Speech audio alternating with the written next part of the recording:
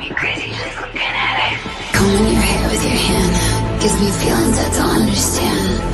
Combing your hair with your hand gives me feelings I don't understand. You do this thing when you're biting your lip. It's driving me crazy just looking at it. You know me better than I know myself. I don't wanna live in a world without you.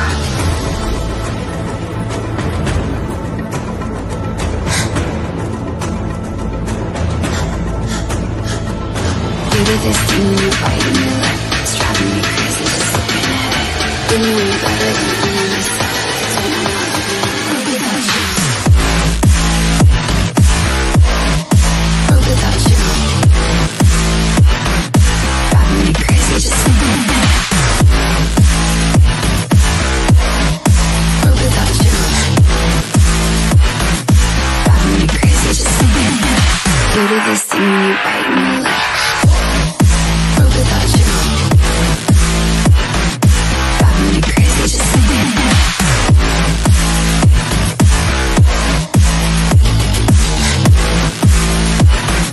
Driving me crazy just looking at it. Combing your hair with your hand gives me feelings I don't understand. Combing your hair with your hand gives me feelings I don't understand. You do this thing when you're biting your lip. It's driving me crazy just looking at it. You know me better than I know myself. I don't wanna live in a world without you. You do this thing when I'm talking to you, like everything freezes and it's just you. You do this thing when I'm talking to you, like everything freezes and it's just you. You do this thing when you're biting your lip. It's driving me crazy just looking at it. You know me better than I know myself. I don't wanna live in a world without you. Give it to me like world without you. Me crazy just looking at it. World without you. Driving me crazy just looking at it. You do this thing when you're biting your lip. World without you. Driving me crazy just looking at it.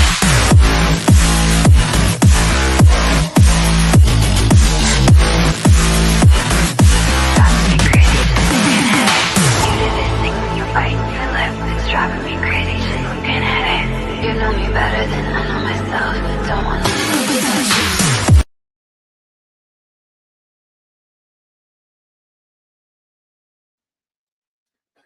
Hello people, good evening. Hope everyone is good. Hope everyone has had a better day than the other day. I can say I definitely have. I feel significantly better. It's amazing what a bit of Lemsip can do for you. Well, I haven't done this before, but a few people have been on my case and told me to do it. Do a calling show. So I thought, why not? A lot of people seem to have their own opinion. There's still a lot of Ange in, hell of a lot of Ange out.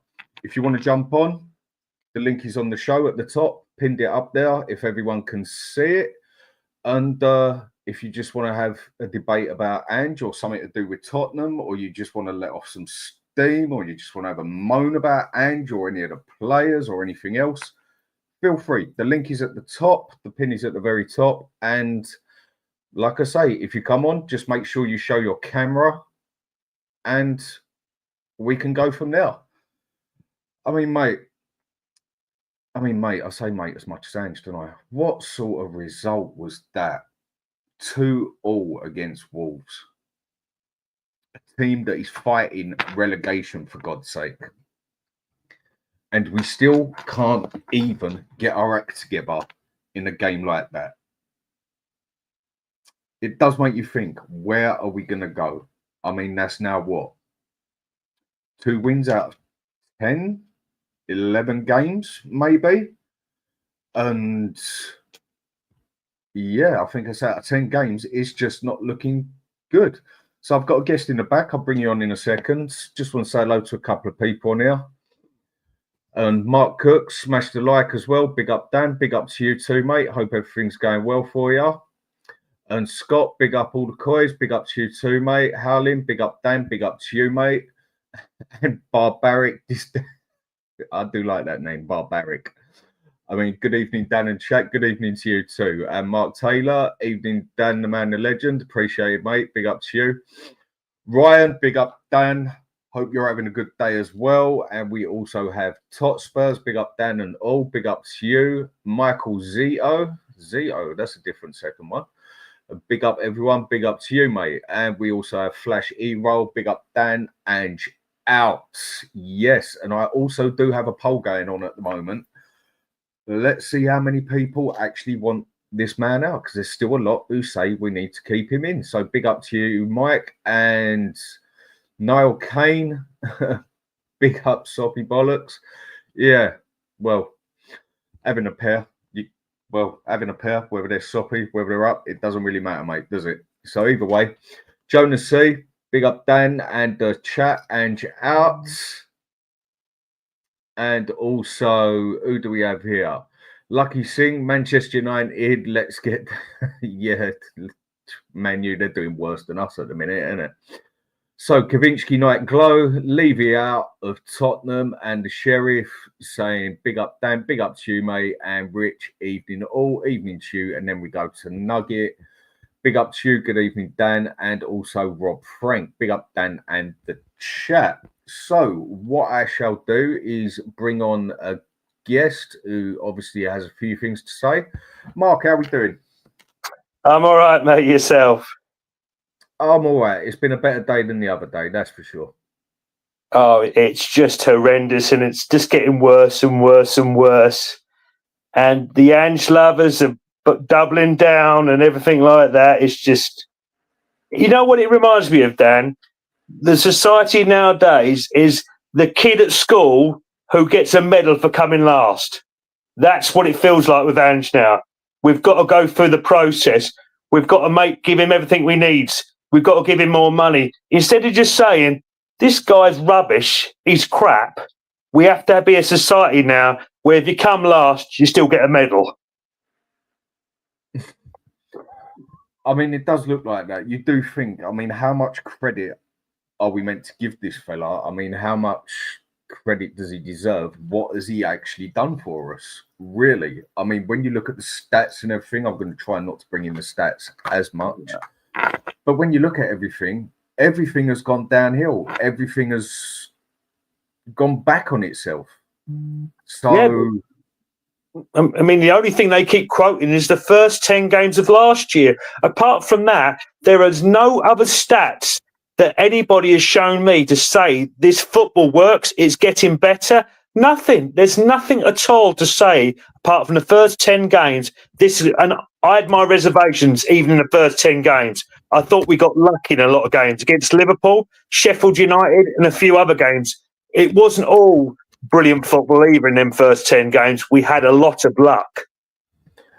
I do believe there was luck in those games as well. I mean, I said it when it came to it, and a few people were saying, "Oh, you're just being negative, whatever." But you can have a bit of luck in a lot of games, can't you? Yeah, there's always a bit of luck or bad luck there as well.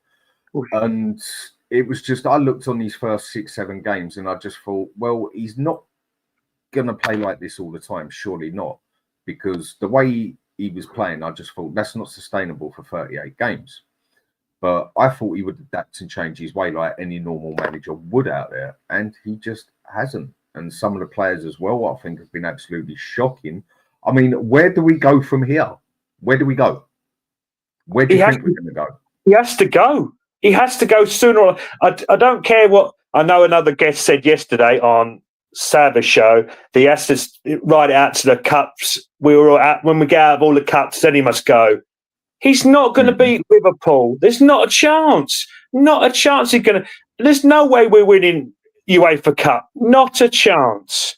Any half-decent managers, we're going to get smacked.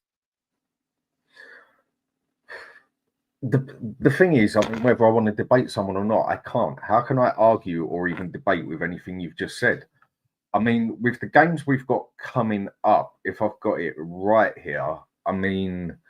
On the fixtures, I mean, these are just the league fixtures we've got coming up over the next months. I mean, we've got Newcastle next, then we got Arsenal. I know in the middle of that we got cup games of Liverpool and who is it we're playing in the FA Cup? Tamworth. Yeah. I mean, that one we should win. And then we got Everton, who are slowly finding a bit of form. Got Leicester, who are still struggling. And then we got Brentford. Then we got Man U again, who aren't doing well, but they're going to be fighting for love nor money, same as Ipswich are. And they've already cooked us before. And to me, it just don't look good. And I am not looking forward to this game against Newcastle. I'm not looking forward to the game against Tamworth. I think on the small pitch, on a ground that's rocking, if they score, even if, as I said, we score early, our defence, you just don't know. There's not one game now I feel comfortable going in that I think, yeah, we're going to win that. It's like we might end up with a draw, but even Wolves at the weekend, I was predicting 2-0. There's not one game I feel comfortable now that you can definitely say, we'll win that. I mean, how's Hoffenheim doing in the German league? I don't even think we're going to win that game. I just can't see where the next win's coming from under this management, mate. No, nor do I. I mean, we're at that point now where we need more than a bit of luck. We need, apart from consistency, we need to actually win games just to get up the table a little bit. I mean, if we sit here and we just have a quick look at the table even, I mean, look at that now. We are in 11th place, 19 games played, won 7, drawn 3, 9 defeats, 13 on the goal difference, and 24 points. And then there's teams behind us as well that have got a game in hand. Yeah. And we are now going to have to win significant games straight and then also hope on other results going in our favour to just try and get up to 6th place. I mean, top 4's out the window. I mean, I think Europe's out the window. I think Europe is. Forget about that. That's gone. Absolutely gone. Yes, it's a disaster. My thing is, at the end of the season, if people lay some hard money down on Van der Ven, Romero, our club becomes for other clubs, a selling club again. Because let's be honest, you're Van der Ven, Romero, and a few others. Would you want to stay at Spurs under this? I wouldn't. I mean, and look at the injuries we're now getting as well. I mean, hamstring after hamstring after hamstring. I mean, fucking hell, he might as well make a sandwich out of the amount of hamstrings he's got on there. Yeah. I know that sounded cheesy as fuck, but we are broken. Absolutely broken. And I blame this manager for a big part of it, because what the hell was he doing putting on 2 centre-backs half fit against Chelsea of all teams? Yeah, I mean, it was odd. It was a last-ditch thing, people were saying. Well, it obviously wasn't a last-ditch because he's still in the job. Even if you gave him a half each, even if you get him a half, you think to yourself, for one game, it's better they come back in a week's time, being fit for at least half a season than what he's done now. Now they're out till what, 2-3 months later? I mean, for me, the way he hobbled off of there and hobbled down, I mean, he wasn't on the floor, but I do think Adoji's going to be out for between, let's say, 3 to 8 weeks. I don't think he snapped nothing, but I think he definitely pulled it. And let's just hope he didn't rip anything, because then he's out for 6 to 12 weeks. But not looking great, is it? No, but he had Reguilon there. This is my argument. He could have put Reguilon and Spence rather than the 4 goalkeepers in the UEFA Cup squad. He could have done that, and he could have rested some of these players. But that's another thing he did. Again, these Ange lovers tell him there isn't one thing he does right. His training methods are terrible. His formations are awful. His tactics are horrendous. His buys have been utterly, it's 350 million wasted. They can't tell me one thing he's done right, Dan. No, apart from the first 10 games, I can't say nothing with it either. I mean, you can say it is what it is. That's something a lot of people don't like. That phrase is a phrase I've used since I was about bloody 15. It is what it is, and we are up shit street at the moment, is the way I see it. It's not even good football. We squeezed by Coventry. It was daylight robbery. In Europe, we've been utterly dreadful. But this goes back even to the friendlies that we played. Them games against Hearts and some of the other, was it South Koreans or Japanese sides we played? They had umpteen chances in them games. We looked awful in them friendlies too. We've looked pretty much shocking in everything. And with that, I just don't know where we are actually going to go. And I do not want to see it happen, but I don't think we get relegated or nothing yet. But if we are not careful, I can see us having a relegation battle. And what I mean by that is not necessarily fighting not to go down, but fighting with the teams at the very bottom. We've seen it before in our lifetime. Me and you definitely have seen this before with Spurs. And once you get on a roll, players get disheartened, having to go at each other, moaning at the manager, moaning at the club, and it's a hard rut to pull yourself out of. And if they don't pull themselves out of it soon, it's going to be pretty. It's going to be right, tooth and nail right at the end of the season. It's not going to be pretty, that's for sure. That's one thing it ain't going to be, is it? No. Okay, then, Mark, cheers for coming on, mate, because I've got a couple of others got to get on and say Thanks, I'm pretty fresh at this, so I've got to get my times right and everything. And good to see you on, and thanks for coming on, and I will speak to you again soon, mate. Take care of yourself. Bye, mate. Later on. Yes, how are we doing? You're on mute. How are you, sir? I'm cool. What about yourself? I'm as good as I'm going to be being a Spurs supporter. Today's to end of the year, right? Another day, and then it's New Year's Eve. Absolutely. Isn't it your birthday these days? Isn't it your birthday? No, my birthday's not until middle of January. I mean, my birthday's on a proper shit day because everyone is skint and everyone's skint from New Year's Eve, Christmas, and everyone's got no money and everyone's just broke and absolutely knackered. It was always a shit birthday to have, but in that aspect, either way, with what's going on right now, what do we do? Where are we going? What are your opinions on this? Well, having an opinion over so many expertises of Tottenham Hotspur, you, Stelios, Sava, Mr. Box Office, is not the same way. So I see Tottenham these days. I like to come up with the idea of the word surreal. Everything at Tottenham to me seems and sounds surreal. Even though I see the matters of Tottenham away from London, indeed, but still following you guys and watching the games, even though on telly only, gives you the idea how horror show we live, indeed.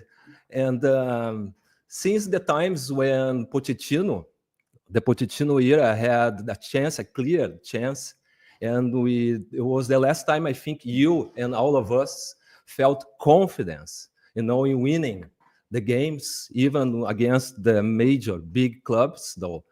That time when Mr. Levy didn't back him, when it was so easy to see, if you had a couple of more signings, we could have won something. It's absolutely surreal since that point in time. And then, but even though when he fired Pochettino and he got Jose Mourinho, which I always love the guy, we who love football, right? Italian football as well, right? We understand football is about winning, and as we all know, I'm half not entertainment, not just entertainment, and that is what the man keeps saying. Entertainment is also winning, right? When you win a title, is really entertaining. In my case, when it's about whiskey, I'm Japanese, but when it's about football, I'm Brazilian. You know what I mean? And Brazil have won 5 World Cups. And 2 of these 5 World Cups, I've seen them, and it's so fucking amazing. It's so entertaining to win something important, you know what I mean, for the club or the national squad you support.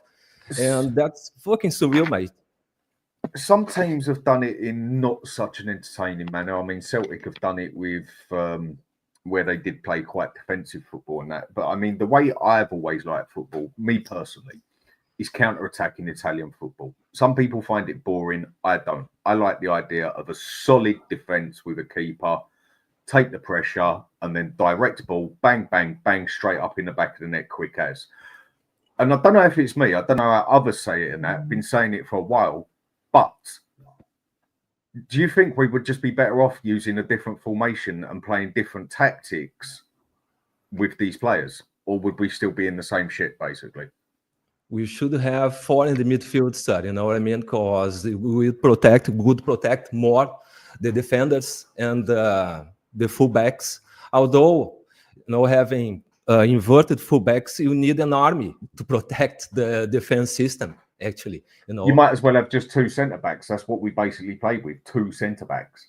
Yeah, and in a high line, which is another word. That's an expression, a word of 2024, high line. Which is surreal, also, indeed. I mean, like SD Football's just said here, why not give Dorrington a go? I mean, he's a centre back. And the under 18s, under 21s have been so great over the past season and won a lot, which they have. And it's meant to be a youth project. So why are we not actually playing the youth players when we actually need them more than anything now?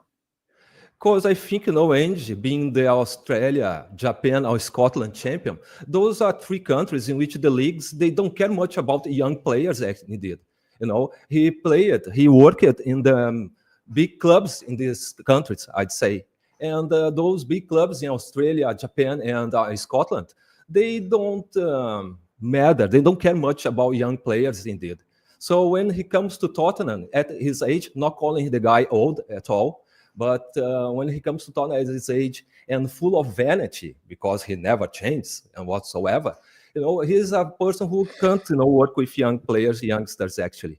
He doesn't know how to, work with them in balance with the more experienced ones.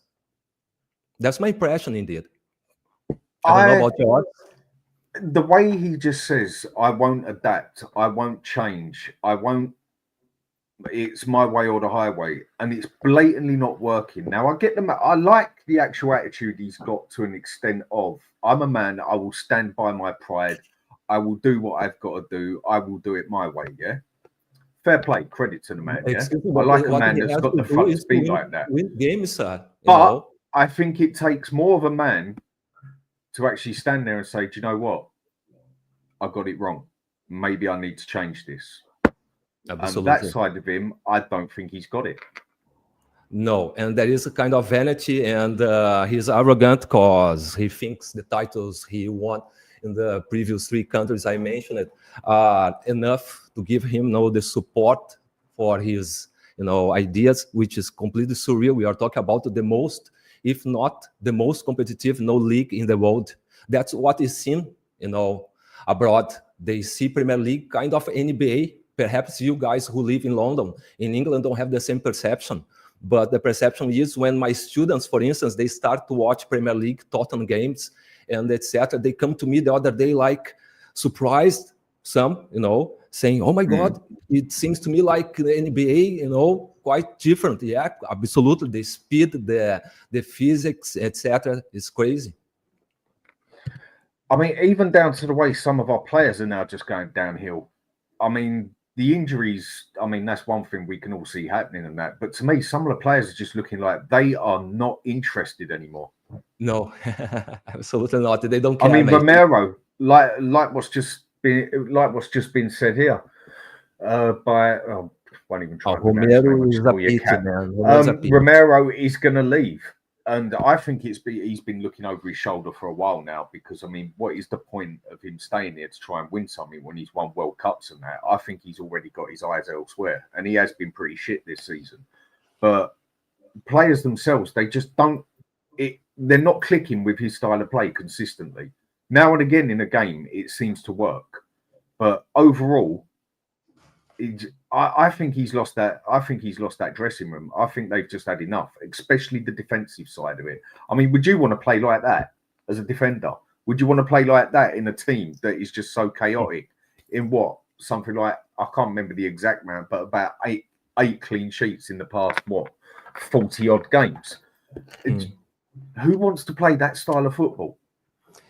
mainly for the defenders. Even Udogi is a non-existent player, in this tactics. And if you watch it, Udogi playing in Italy before, he never played with his back towards the goal. You know what I mean? So no, he was overlapping all the time on the side, and he was good at it as well. Always on the side and doing very well, exactly. So it's complicated for a defender in this system. And Romero's got two labels, right? Argentinian and World Cup winner, though he can get a job anywhere he likes. So when it comes to January and we need to buy some players, I mean, without a doubt, we need to buy some. But then again, I think we're in a situation again. If Ange is staying, do you even want him to have the money to buy bloody players? But we obviously need players. And where do we need the players most? I don't know if we all think in the short term, until the end of the season. And if you sign some new players, and this is still Ange ball around, though I don't know, mate. Or in the medium term, long term, then you don't spend this money with this guy because his signings are shit. But at the same time, the scouting is shit. You know what I mean? So it's always a balance of bad things. That's why I call it surreal. Though I don't know, mate. I've got a doubt. What's your opinion about it? We think in the short term or in the long term in that aspect? The thing is with that, for me, it's an awkward one, that one, because there's one side that says, do you know what? Get the manager in now so he can just do what he can with the season, adjust the team to what he can do, maybe get a player or two in January, get the idea of the players he's got, so he's already ready for the next season. Then there's that other side of me that says, do you know what? Just go and get a manager that can just keep this club steady for the next 6 months, basically 5 months until next season, and actually get the manager we want. But what would be sad is that if he wins a cup, though, he might remain at Tottenham longer. If he wins a cup, that's going to be another thing as well. I mean, even I've said it. You know what? If he wins a cup, he's won a cup, and okay, he can stay for another 6 months. I know, of course, because we are all desperate for a cup. But Daniel Levy is not going to accept just a cup, and this man is not going to change his religion. 24 years, coming on 25. My man Levy wants money. Nothing more, nothing less. He wants money. The title for Levy is the 4th position in the league. And you are not going to get money. Well, you will get tuppence money for him through winning the League Cup or even the FA Cup or even the Europa Cup to him. The only reason he'd want the Europa Cup is because it's key into Champions League, isn't it? And absolutely. So with Mr. Levy, when it comes down to it, if he then starts seeing that there's no chance of that Champions League money, because that's all he wants, he will have Ange out. He will have him gone. Or if the pressure starts getting any more on him from the fans, Levy history says it will be baked potato Ange. See you later, mate. Yeah. You're right. So even though if he wins a cup, he might get fired, though. Yeah, because the fourth position of the league is the most important for Mr. Levy. Yeah, absolutely. Fantastic. Well, is there any managers you can think of that we could go for? Well, there are the two ways: the ways that we dream of and the ways that we find realistic speaking. Well, I like the Brighton guy. I can't remember his name. Thomas Frank. No, Brighton. Oh, Brighton. Sorry, Brentford. My bad. I know who you're on about. He's quite young lad. Yeah, I'm not great with names at remembering names. No, when I just heard B, I thought of Thomas Frank because that's the one I'd really like to see. That's the one you like. Manager, from what I hear, is a good idea as well. But I'm only going with that through what other people have said to me. I haven't really checked the manager out myself, so I can't really give him a fair one on that. I mean, other ones, I'd love the Atalanta manager, but that's not going to happen anytime soon, if it even did. And I wouldn't even mind the Fiorentina manager. he's done well for him at the moment. But I think I'm in such a situation where, do you know what? I think even Southgate would do a better bloody job than Ange. Not that I want Southgate, not that I want him at all, but I think he would do a better job than Ange because I just really don't rate him. Perhaps you cannot have Ange as a parameter, though, because anyone, even you and I, can do a better job there, mate. You know, I can tell you. You know, the guy's too bad. I get what you're saying. I mean, his tactics are just bloody awful. And for me, he's just got to go. His man management is absolute shit. But it looks that way anyway. His match management is just absolutely shocking. He gets something right now and again.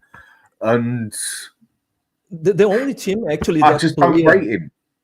I understand you. The only team that played, you know, a very beautiful, entertaining football with fullbacks was the Brazil national squad of 1982, and even so, they lost to Italy. Italy with their pragmatism, you know. And I've always liked Italian football. It's the most tactical football out there. That's why I've always liked it. Some people say it's dry lunch, but I've always liked tactical football. Their defense system, their midfield, right? Always, yeah. But still, that was the only fullback football team I ever seen, you know, with entertaining football. Indeed, but didn't win the cup in that case. So won't be Tottenham Hotspur with Ange ball, with inverted, you know, fullbacks that will win something. That's, as I said before, you know, is almost scientifically impossible. Indeed, unfortunately, as a Tottenham fan, that's disappointing. If he would just change the inverted wingbacks crap, I think that's half his problem sorted out, or half. That's a bit much. I'd say that's 20-25% of his problem sorted, because the defense is the major issue in my eyes. I mean, our attack looks shit, but it scores goals. Midfield also, so we don't have a midfield which controls the ball. You know what I mean? No, we don't. It's the way he plays with that as well. He does not use he don't use an anchor man, basically. Or he doesn't even use a deep lying playmaker or a DM as a whole. He wants his midfield to be able to do everything. Sir, I'd like to ask a question, please. As I don't live in London, you do, you understand the details of the environment. Is watching Tottenham, you know, playing at the Tottenhamhotspurstadium in London, the fans, the supporters they seem they are in a wedding ceremony, not in a football game, indeed. And I feel missing something like ultras. I don't know when I say the word ultras, you know, to you or to anyone in England, sounds something too negative. I don't know, but I don't know if that's possible to happen, you know. I don't know if the system, the rules, the laws, because I think we needed firms, you know, for Tottenham. Ultras, you know what I mean? In a good way, like nice ultras, like if this was it, well, the way they do it in Italy, basically, if he ain't performing or they want the player out, they turn up and threaten to kidnap his wife. Maybe not the best way to do it, but it works. And we have probably the biggest bunch of pussies as a fan base out there who just will not fight and stand That's up. my impression. Thanks, sir, for the words. I didn't want to use those words, but yeah. No, that's fine, mate. So, right, I've got a couple of other guests I need to let on. And Psycho Teacher, thanks for coming on, mate. Always see you on the chat. Thank you very much, brother. And next time I do a call in. Go on, thanks a lot. Thanks a lot. Be cool. Happy New Year. Happy New Year to all. Same to you too. Friends. Cheers. My pleasure. Have a good day, mate. Bye-bye. Take care. Next one, James. How we doing, mate? I'm good, mate. You? I'm fine. Why can I see a smug look on your face? Why do I just know what you're going to bring up here? Don't know what you're on about, mate. I don't get any hate anymore, though. That's for sure. So come on, bring up what you want to bring up. For me, there's a couple of things. So obviously, people are saying about. I'll start with the injuries because that's a lot of people are focusing on. For me, we've only had 2 injuries, really, because I mean now Udogie's out, fair enough, but we've got Dragusin, who was £30 million signing from Ange. So why is that such a downgrade? And we've got fully fit either.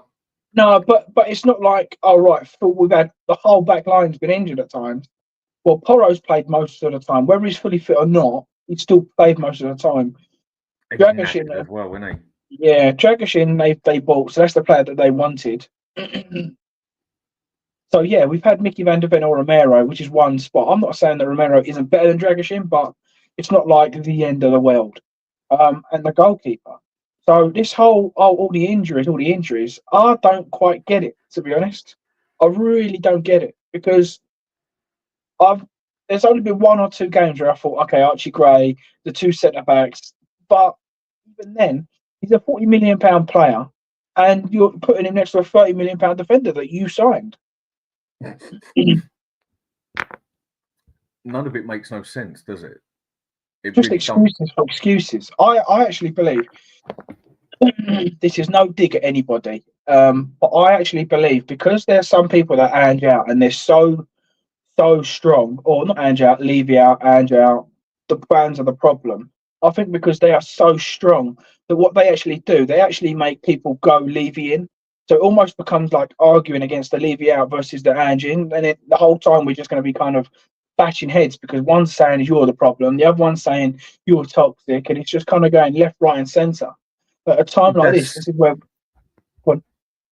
You're right. That's what it is with Spurs. We are so divided in every way. I mean, I'm Levy out, Ange out, but some people say, well, you can't be Levy out, Ange in, or you can't be Ange out, Levy in, or whatever. Like, people like to tell you, it's almost become political, isn't it? Like proper bullshit. Agreed, yeah.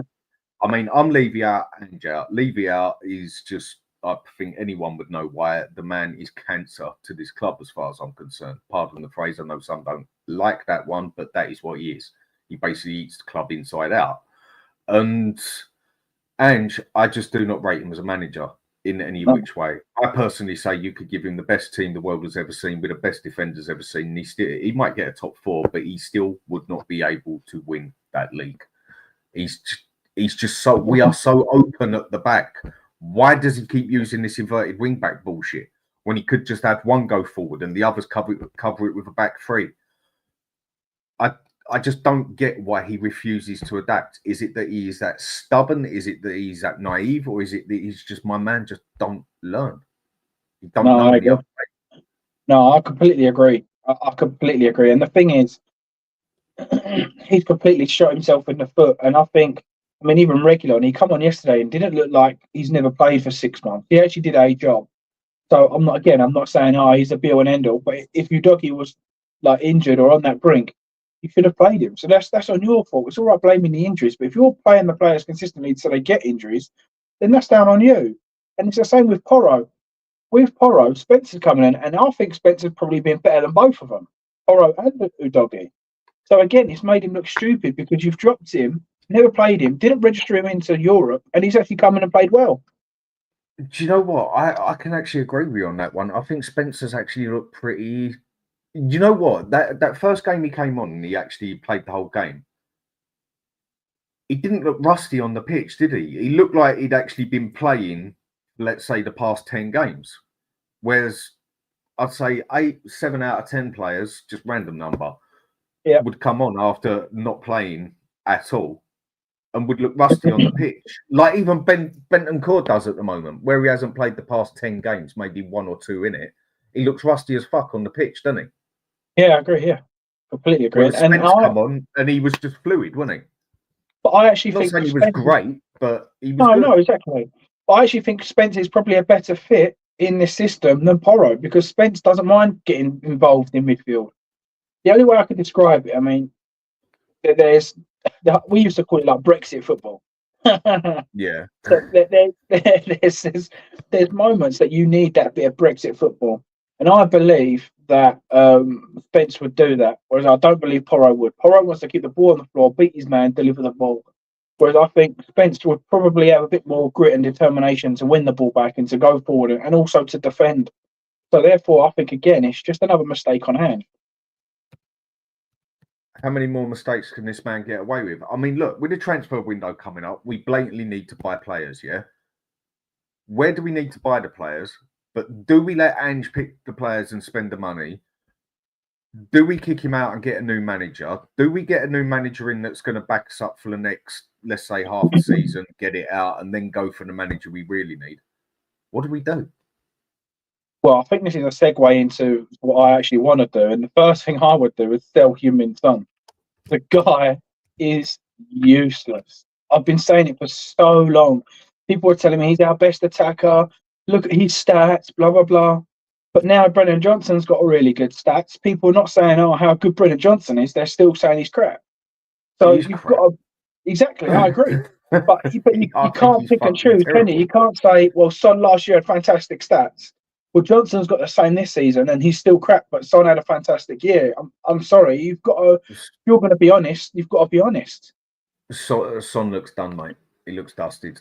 I don't think he's completely done as a player, but I don't think he is Premier League standard anymore. In the Premier League, yeah, exactly. But even then, I think he's done in the Premier League because I think he's one of those players that if you're winning 3-0 and you bring Son on, I think you'll get a very good Son coming into the squad. If you're losing 1-0, I think he's going to go missing once again and do nothing.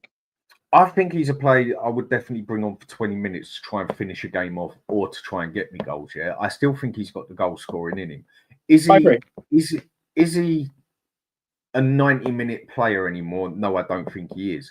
But then maybe if we played a different system, I mean, Stell said this at the very start, that if like where he agreed that we play like a 3-4-1-2 or whatever way, because there's a couple of ways you can do it, or put 5 at the back, whatever you want to call it. But put him and Solanke next to each other up front. I agree with Stell there. I think that could work, like in an old school manner of using Son as the Michael Owen to just hang about up there as the poacher with a little burst of pace, whatever, and put it in the back of the net and let Solanke do basically the dirty work like Robbie Keane used to, like Emil Heskey used to, and player like that. Do you think that would work? No, because I think there's better at the club that would do that role. So for me, if you're going to play through ball to somebody or get balls in the box and you want somebody as your final third, I think Brennan Johnson is that guy. I actually think Brennan Johnson's that guy. He does nothing else other than get in the box and score those tap-ins. So if you're going to play Solanke slightly deeper and he's going to deliver those balls in the box, surely you want one of our better players that are going to finish those tap-ins. And for me at the moment, I think Johnson's got better movement than Son off the ball. And I'm not saying either are good, by the way, but for me, the fact that I'm even having to sit here, James, and actually think about that, mate, is bad. But the one thing we can say about, because there's two players I want to say. The one thing we can say about Johnson is he's always in the right place at the right time when he comes to that back post or comes into a through ball or comes to getting in behind. So therefore, that's 7 times out of 10 this season. Yeah, 7 times out of 10 this season. I'll go with you. Yeah, I'll go with you on that. He has been. And then he disappears for the rest of the fucking game, though, doesn't he? That is why he's a shit player. He can't cross, can't pass, he can't dribble the ball. If he's running with the ball, me or you could flick him on the ear roll and he'd hit the floor like a sack of shit. I think he's an awful fucking player. But he gets in the right position at the right time to tap it in. Who cares whether it's a world-class goal or a tap-in? A goal's a goal, isn't it? And, mate, without these goals, we'd be in trouble. And that's saying something, isn't it? Let's be honest. That's really saying something. So, for me, I'm sick and tired of seeing Johnson playing on the right because for me, he can't beat his man. I very rarely see him knock it past him and beat his man. But this is the kind of controversial thing that I kind of got pulled up on is if you play Johnson one side, so if you choose to play Johnson one side, me personally, you have to play Timo Werner on the left. Because whether or not he's good enough, which he isn't, he will always beat his man and try to deliver the ball. And if he's delivering the ball, you know Brennan Johnson's going to get more goals. So as a team, that's why, for me, I think Son should be dropped. You know what? In that aspect, I mean, Timo Werner, we all know he's shit. But it's probably the worst signing we've ever made, or one of. Let's be honest. One of. But with him, he is still quick. He has still got the stamina. He gets in the right positions. He does take his man on. He does better than Son. He tries. Let's just say he tries. Yeah. Whereas Johnson don't even try. Son does. I think he can take his man on, more stamina, and has got a bit more power on him than Johnson or Son. And he will get past his man. It's just he can't pass and he can't fucking shoot. Agreed. But at the minute And he we've got the can't same cross. thing with Son. At the minute we've got the same thing with Son, but he's not beating his man. He kind of does this cutback thing and fall over. So this is where I'm saying it, and I'm not here saying X, Y, Z. Timo's fantastic because he really isn't. But we give Son. I mean, when was the last time Son had a good game? Like honestly, when I think it was it United? He got a couple of assists. He was still absolute dog shit in that game. Same thing for Johnson. Again, we can't say Johnson's been crap even though he scored goals. But then when Son gets 2 assists against United, everyone goes, "Oh, well, he got the assist." It's like you're flip flopping. When me and the wife went and see him went and see Spurs play when we played Fulham at home. I mean, apart from the stadium being absolutely dead, even when we score. I mean, I'm used to being in stadiums like Signal Iduna Park, Borussia Dortmund, where you have to scream at the person next to you for them to fucking hear you. Whereas there, I could literally whisper to my wife and she could hear me. Even the old White Lane. The old White Lane was rocking. Absolutely rocking. But I think this is where I don't think that's necessarily some of the fans' fault. And again, this doesn't mean to be like offend anybody, but I think that's the international fans coming over. When I went versus Ipswich, there was lots of Koreans around me. No disrespect, but their nature and their culture isn't to sing and shout. Their nature is to film Heung-Min song because it's their national treasure. And I understand that, completely understand that. But when you think if you've got a fifth of the stadium all tourists, then say they're not going to give a shit, are they? Families. Yeah, a fifth of them are families. You're not going to get the uproar. You're already down to half the stadium not singing. So it is, for me, I don't really know what to say. I think if Levy gives Ange the transfer window, I will no longer say, Levy, you're the problem because you have. Well, I will, but I'll say, you know what? You gave Ange every opportunity for him to turn this around on his own. You gave him the time. You gave him the 3 or 4 windows. I don't blame you for this shit football. So for me, I get what you mean. The last thing I'll say with you, because I've got other guests who want to come on. The last thing I'll say with it is the fact that, yes, we all know Levy is the main problem and everything else. It goes without saying, yeah? But Levy ain't picking the tactics. Levy ain't telling the wing-backs to invert. Levy ain't telling them to push up to the halfway line and sprint back and bust their hamstrings up and everything else. And to me, that's on Ange. Agreed. That is on Ange. All right, then, James, cheers for coming on, mate. Got the next guest come on. And obviously, I'll be speaking to you soon. Probably catch you on Tottenham away or whatever else soon. And speak to you soon, mate. Take care of yourself. Mate. See you later. Right, and next guest. I mean, this question has come up on here at the minute. Can you get Eze for half the price now? Did he resign at Palace? Re-sign at Palace? That's a good question. Right, my next guest coming on, Adam. How are we doing? Not bad, mate. You? Same Spurs, different day. I was just going to follow on with your last few guests. It's a rinse and repeat, isn't it, show? I've dissected what you've just talked about. At the moment, it is.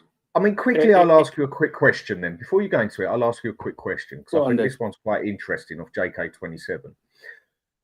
Basically, do you think we can get Eze and get him for half the price now? And question is, did he re-sign at Palace? No, he didn't re-sign as far as I know, but he has had not a good season. But he has lost a couple of teammates, but he ain't been great. Do you think we could actually go for him and get him for a cheaper price? Do you think we should go for him? That might be a potential because he has got a lot of attributes as a midfielder that could shore up a lot of the issues we've been facing, haven't we? Because we'd said we needed a number 6. But the problem is it desperate? Is it desperate measures? Because to be fair, Eze's been injured now and he was rocking last season, but then he's fallen off a little bit before his injury. So there is to answer your question, Dan, there is a potential we could. But I think the problem we've got is we're getting linked with all sorts of players. But then the reality is that we're not getting the players we need. And that is, and I've listened to Stealth's show and then you guys and yourself and Sava, and it's well highlighted that you just asked the last guest about Levy. True, I agree what you said. Levy wasn't the one who plays his Ange's tactics, but he was the person responsible who should have done his homework and got a coach who should have adapted to situations that we're now suffering in. Injuries, obviously, is one example, but you can't use injuries because where was all this idea about Project Youth, right? Developing the And we're players not after using it, Jose. are we?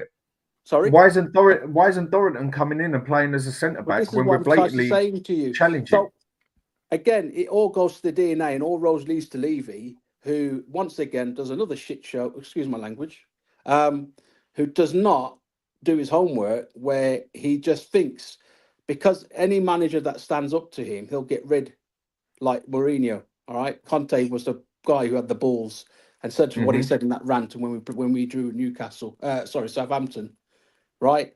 And it's all there to see, isn't it? Like, we play too comfortable. We're too, we're too nice as a team.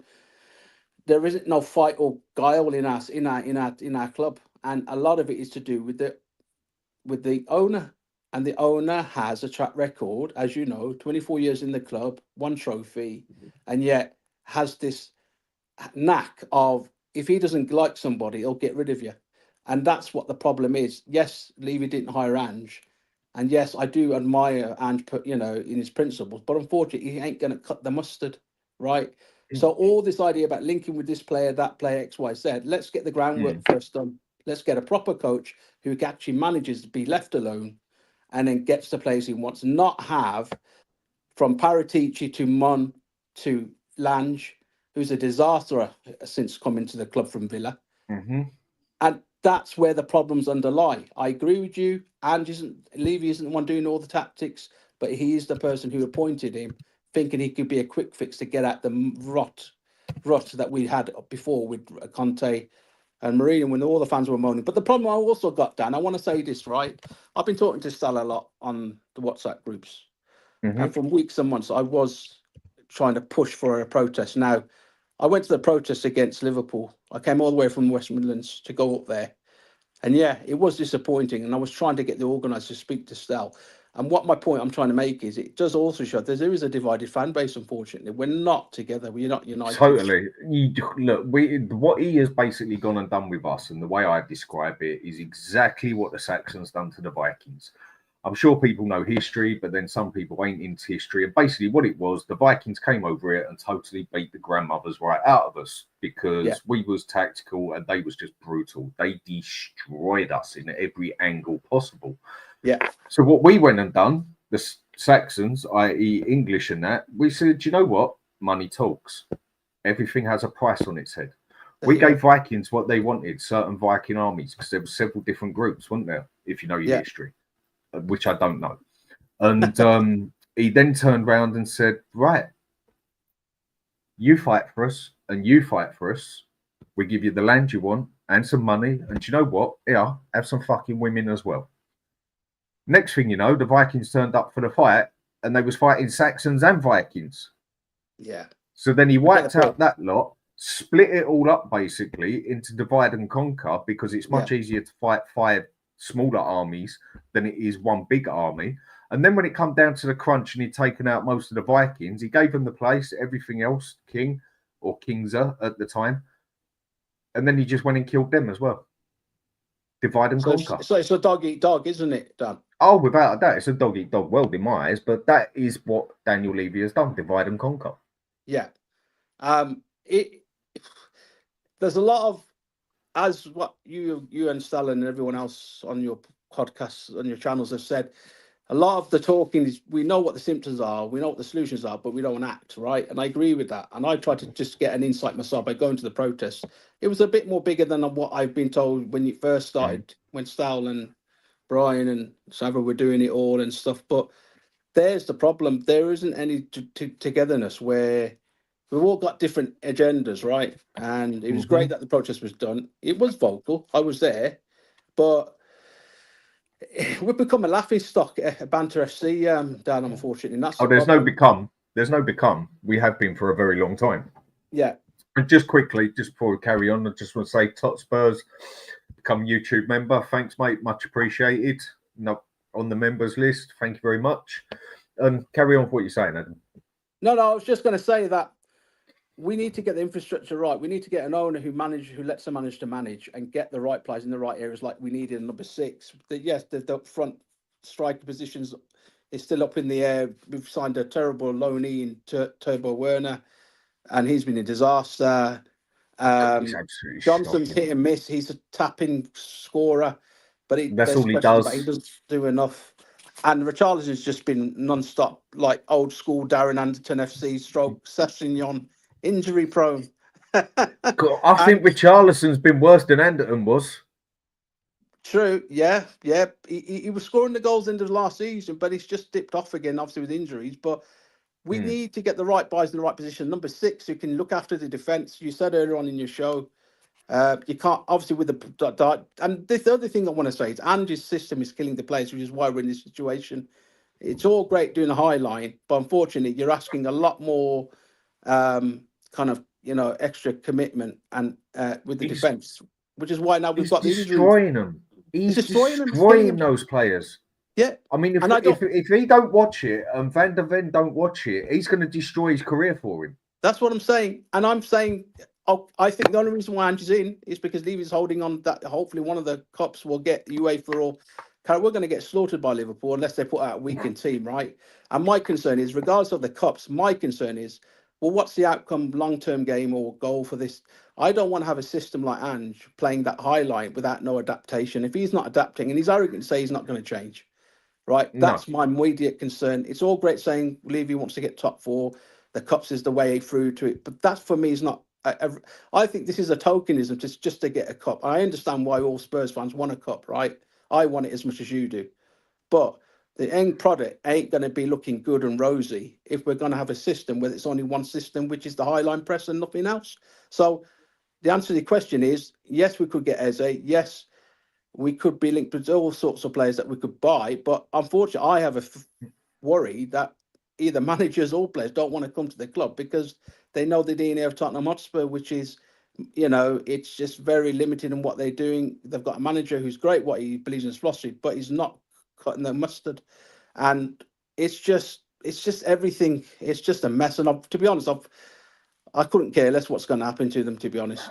I'm just saved off with It's them. actually got to that point where you just literally don't give a fuck. Yeah.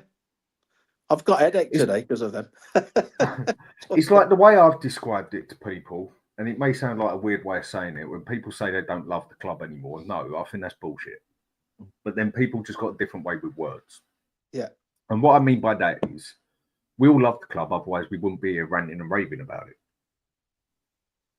Yeah. I look on Tottenham like I look on my daughter in that aspect. And what I mean by that is, when my daughter reached 13, did I love her? Of course I loved her. I've always loved my daughter. Did I like her? No, I didn't. And she knows that. I told her that plenty of times. But I still done what I had to do as a father for her and everything else. Did I like her until she was about 17? No. For about 5 years, I really did not like her. And that is a teenage daughter for you. And anybody who tells me they have had a teenage daughter and at one stage and have always loved them and have always liked them, I'd have to call them a liar. Always loved them, I'll agree, but always liked them, I'd find that one extremely hard to believe. Anyone who's had kids, full stop. But I can speak from a daughter's side, and I think girls are harder to deal with than boys. But again, people will probably give me other sides. My point I'm making is I always loved her, but I didn't like her at one point for a long time. I mean, who does like a teenager? Most of them need a good slap around the head as far as I'm concerned, but that's a different story. But that's a different story, isn't it? Yeah. And that is how I think a lot of us now look on Tottenham. Yeah. We're a club that has huge potential. We've got greats on the commercial front, but that's the other thing. Levy has got his eye off the ball, where I don't personally think he's interested on the on-playing side. He's more interested off the field. And that's why, like with Liverpool, like with Chelsea, if you notice, or even with the Tenix and our bloody our neighbours down the road, Arsenal, their background of owners are from sporting pedigrees. Now, Levy knows only one thing, which is business. And yes, sporting can relate to business, but I don't really think. And I think, do you remember when Levy came in 2001? What was his mission statement? Yeah. They were going to build a state-of-the-art stadium. They're going to have all sorts of functions going on. Now we've got the NFL, and now we've got the Formula One palaver, which is great. But he's took his eye off the ball on the playing side. If he could really concentrate and get the players we need, the manager to manage and get the right scouts. Because all this nonsense about project and process and project academy, it's just all buzzwords from him that's come out, and it's just been a disaster. He could make more extreme revenue, but I just don't understand what on earth behind the scenes is. I think the thing is with Levy is he just wants to keep us at that point where he gets the money in. Yeah. If he actually gets us to a point where we win things, then the fans are going to say, right, we've won something. We want to win more. Yeah. And then the pressure is going to be on him even more to spend more money to keep us up at winning things. And I don't think Levy wants to do that. I just think he wants to keep us at this certain point, 4th place, round about that, so he can just rake the living out of us. Yeah, 100%. And he does. Bro. He tears it. He literally, every time Spurs supporters go there, they might as well walk out the place like John Wayne, but they go and feed that prick left, right, and centre by going there, which isn't the problem. But having the massive piss up after down there and everything, your team's just been smashed 6-3 by Liverpool, and you're down there having a piss up at the stadium, spending like 50 quid a piece. Well, that's what are they doing? Yeah, that is Stel saying he's done with the fan base, because happy clappers, one of them, where they just go for anything and just go with anything, and you've got the serious guns like we're really committed like us, and it's just totally divided, and it's just a complete mess. It's Man United a few years ago, and then they've still got their problems with the Glazers. Remember when they're storming on the pitch about a season or so ago? Now they had 10,000 people turn up just because they didn't like their shirt. This is what I'm saying. So we haven't got that. We haven't got it. Nope. So any last point you want to put across before I bring the next one? Dan, that's all I wanted to say. I've got it off my chest. Thank you very much for inviting me on your show, my friend. Good. Thanks for having us on. And next time I do a call-in show, I'm going to start doing them more regular now because people ask me to, and you'll be more than welcome on here. So great call-in show today, mate. Well done. Thank you very much. Take care of yourself. All the best. Speak to you soon. Take care. Bye-bye, mate. And have a happy New Year. Happy New Year to you. I can definitely say a lot of people are feeling the same way, and it definitely is not going to change anytime soon. But then where we are so divided as a Spurs fan base, how are we going to beat it? We don't work together. What are we going to do? So next guest I'm going to bring in Caesar. Are you good? Hello? Yes, I'm here. Yep, I can hear you. How you doing? Good. Okay, so Tottenham. I take it you're obviously a Tottenham supporter, otherwise you wouldn't be on here. Or, well, you never know these days. I'm listening. What is your problems? I'm a Club Brugge fan. Okay. Oh, we played this week. Club Brugge 4, Westerlo 3. Mm. You know Alfie Devine? Yeah. He scored a goal, and Vuskovic. Is he going to Spurs next year? I don't know. I don't know who's coming or going at Spurs at the moment. It depends on the manager. It depends whether we keep the manager. It depends how much money we're going to spend. I honestly can't answer your question for you. I mean, whereabouts are you from?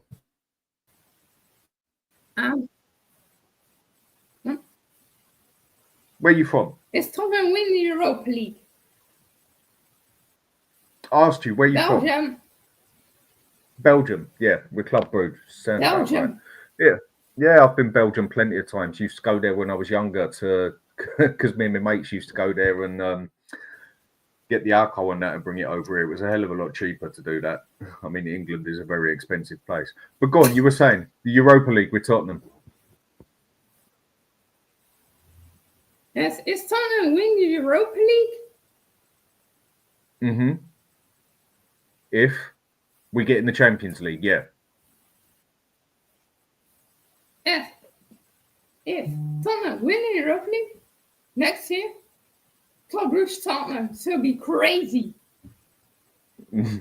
Well, I don't know if we'll win anything on there. I mean, seeing as where you're from, our young centre-back that we're looking at, Vuskovic, do you know anything about him? How good is he? The player of West The Ham. se- The young centre back that we're looking at getting in, Vuskovic. Do you know anything about him? Yes, he scored a bicycle kick this week against Club Brugge. A defender, and he done that. Yeah. I think he's... So come on, What? give us the information about him then. What we need to know. Yes, Vuskovic is Croatian, 60 years old. I think. I'm gonna look at it.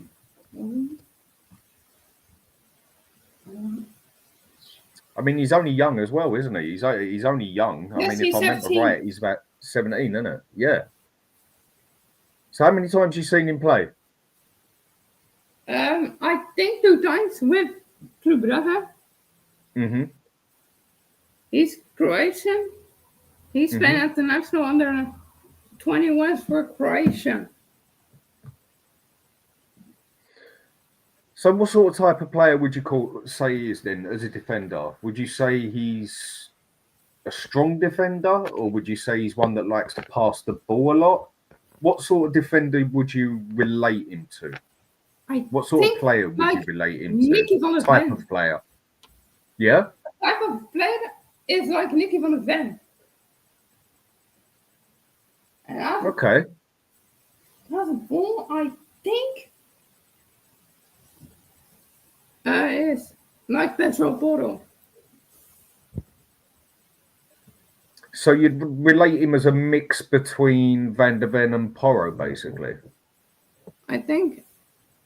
But he scored 6 goals, I think. I've got it. I don't know. Yes, 6 goals and 1 assist in 20 games. Well, as a defender, that's not too sad, is it? No, not bad. But our squad is playing in Champions League. Yeah. Go on. And I want to look at the standing. We are second in the league after leaders Genk. Yeah. What if Genk plus we lose against the Leuven? We are going to take the position after the game in Anderlecht. Going back on the Vuskovic thing, yeah, because I'm proper interested in him. What is his defending like? I mean, I mean, how often do you hear of a goalkeeper, of a defender going and scoring goals? What would you say his defending is like? I mean, you've said he's like Van der Ven and Porro sort of thing, but what would you say his defending is like? Is he very good at tackling, or is he more of a man who can head the ball? But yes, I see some. I'm not watching a lot of games of West Ham, but I see the game. I think was Kortrijk at home. And it was. I think he was good that game.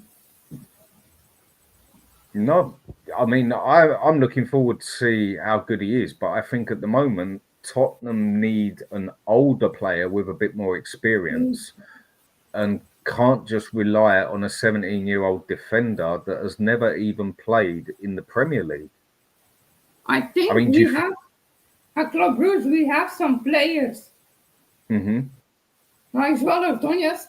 I need some rumors thinking he's going to Chelsea. Okay. But I mean, that wouldn't be a good thing.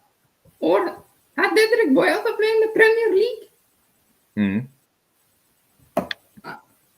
What was that? Sorry, I just missed what you said. Diederik Boyata play in the Premier League. Okay. I mean, to play in the Premier League is a very big step. It's a very different league to like the Belgium league, to the Scottish league, to even the Dutch league as such. It's a massive step. Or Donhas himself. We have Mignolet. He played for Liverpool. Yeah, I know who you mean. Good player. But Donhas, I want to like him. Like our youth academy players, like Toby. I think he's a link. What I'm going to do is I'll keep you on here for another 5 minutes. What I'm going to do is also bring someone else on who you might like to say hello to. I mean, do you watch a lot of Tottenham channels Yes. on YouTube? Well, I'll give you another 5 minutes on here then, and I'm going to bring in my friend Brian, who I think you'll recognise if you watch a lot of the channel. If you watch a lot of the channels on here, Brian, how we doing, mate? But first of all, big up, Caesar. I saw you on Savers the other day. Big up to you, mate. And yeah, Dan, how we doing, buddy? I hope everyone in the chat is good. You're talking about Vuskovic, mate. There's no talk about my boy Alfie Devine, who scored as well at the weekend, and who's Caesar just mentioned him. My boy, mate. It's your favorite player. He's my favorite young player, and I've been talking about him for years and years. But yeah, but he scored this midweek. I if we record him, I'll be delighted. He walks into our team at the moment, Alfie Devine, in my opinion. Yeah. Do you think Alfie Devine's that good, Caesar? Do you think he'd get straight into our team? Alfie Devine, I think he's good. Just look how many goals did he make this season. I mean, I've heard he's played very good where he's on loan, basically. Well, just look at this, Dan. You follow him, don't you, Brian? Oh, I follow him. Listen, on my football app, I only have one team that I have notifications for, which is obviously Tottenham, and it only goes to a second one when Alfie Devine goes out on loan. So it's had Plymouth, and it's had Westerlo. Now I monitor him like a hawk, and if you remember in pre-season, he was one of our better players that did well in pre-season. Listen, I've championed him for a long time, and we look at that midfield that's just getting run to pieces. I know from the people that I know from when he was at Wigan. I've told this story before. My parents' best friend's son was on the medical team at Wigan when he was there, and he said this guy's fitness levels are like nothing they've ever seen before. His actual stamina, like we talk about Kulusevski and people like having a third lung, but like this guy is like just an absolute. He'll run for days, and I'd listen. I don't think he'll come back because the thing is, you look at it, if you bring him back, he's going to sit. He's just going to sit on the bench for ages and probably not get given a chance. So I'd actually rather he stay in Belgium and develop. As much as I'd love to see him back, he'd probably get more game time, more experience in Belgium than he would at Spurs. Probably get hamstring. How many times have you seen Alfie Devine play then? How would you rate him as a player? Who would you relate him to? Who does he play like? Like what we said about Vuskovic, you said he's like Van der Ven. Who would you say Alfie Devine is like? Because I take it in Belgium you've seen him play quite a few times. Alfie Devine, I think he's gonna be a big talent at the England squad, I swear. And next game is at home on Saturday. Against STVV. Okay. I think. And who would you relate him to as a player? Who would you say he plays like? I'm rating to or striking like Nilsson or Ferran Jugla of youth player of Barcelona. Wow, that good. Jugla, we bought him at our season. We qualified for the second round in the Champions League. Yeah. And Nilsson, we buy this season from New. God, if Alfie Devine's that good, then we need to get him back, don't we, Brian? Listen, Alfie Devine, even if you've listened to Alistair Gold, every time Alfie Devine has been in a category of youth like the under-19s, the under-16s, whatever, within 6 months he's moved up a level. I just hope and pray Spurs when he does come back, hopefully in the summer. I've just seen Sue Smith the Diamonds, so let me just say my phone. He needs, when he comes back, he needs to be given a chance, and he needs to get. I personally think if he gets a chance in that first team, he becomes a regular. Maybe not straight away like a starter, but Alfie Devine. I'm never going to change my feelings on him. I've been monitoring him, I've known of him since Wigan, obviously due to my family connection or family friend connection. Then when we got him, was absolutely delighted. And obviously I've stayed. I've always said the second Levy goes, the first thing I do is buy a Spurs kit with Alfie Devine on the back of it from the Spurs shop, because he will become a star. He will become a genuine star. I just hope it's in the Tottenham Hotspur shirt. So has he been playing that well on loan then? Because I must admit, I haven't really followed him that much. I don't really follow the younger lot as much. I admit that. Yeah, he's been in. So basically, sorry, Dad, I didn't mean to cut you off. He's that's all right, mate. He started quite a fair few games, but he's also been. But I think that Westerlo are monitoring or not monitoring what they call developing him and giving him the minutes and not burning him out. Unlike a team in 17, he is getting good minutes. He's getting a lot of minutes actually, but he started off a few games on the bench. Then he'll have a few starters. Then he'll be on the bench for a couple. He is just getting regular game time. Him and Vuskovic are doing well. Obviously, that you can't judge anything Premier League to Belgian League, no matter what you think. There's just no comparison in the standard. But he is out there and he is getting the development he needs. And I just hope with people like Donnelly as well. Go on, Caesar. I seen 3 Premier League games today. Yep. Cool. Yeah, that's the point. Ipswich, Chelsea. Yeah. And what were the results? What are the results going to be, do you think? What are the scores going to be? Chelsea 0-2.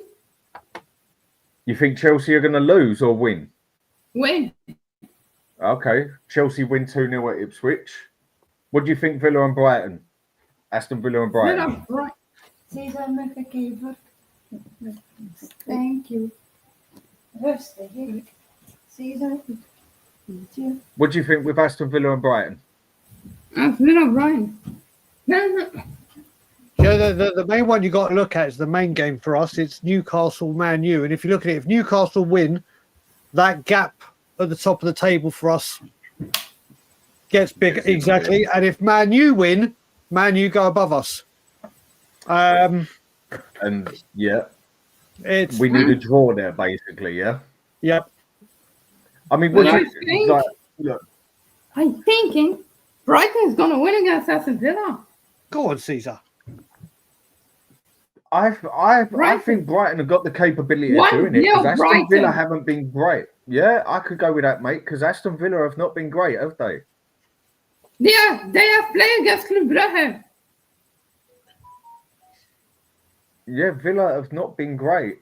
So I agree with you. I think Brighton could come off on that on a 1-0. And on the other game, before I say goodbye to you then, Caesar, Man U and Newcastle and Man U at home. Where do you think that one can go? But I'm a Man City fan. It will be funny that Newcastle win against Man United. I could honestly see that happening because Man U look worse than us, if I'm going to be honest. They look absolutely shocking. But like Brian said, if they do go and win, then that puts the stretch even further, doesn't it? Yep. But I don't see us getting top 4. I mean, Caesar, last question I'll ask you, mate. Do you think Tottenham can get a new manager and can at least get in the top 6 by the end of the season? New manager. But I have some breaking news. Sergio Conte is our new coach of Milan. What's that? Sergio Conte is our new coach of Milan. Okay. But new coach of Tottenham, I think if Flip Clement, our old coach, sacked at Rangers, he's coming to Spurs and getting top 4 and getting new Champions League.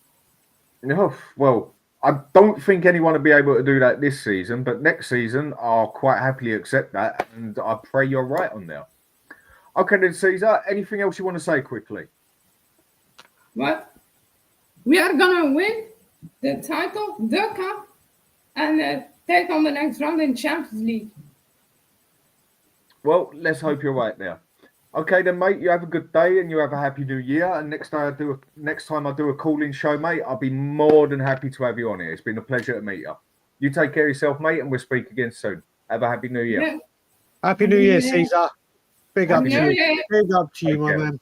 Big up. And everyone on the chat, give Caesar a big up for coming on and having a chat. He's got more fun than a lot of the grown-up ones have, who have their opinion and don't like to come on here and talk here. So big up, mate, and have a good new year, and we'll speak to you again soon. Take care of yourself. Brother, how are we doing? Thank you. Mate, do you know what? Listen, do you know what? I wanted to come on and talk to you and people in chats now, because obviously we know the mess we're in. We know, listen, having the debate now with should the manager stay or go, should this player stay or go, I'm going a different tack now, because I've put, do you know what? I've just said, you look at it, this is not the Tottenham Hotspur I fell in love with. No, this is not.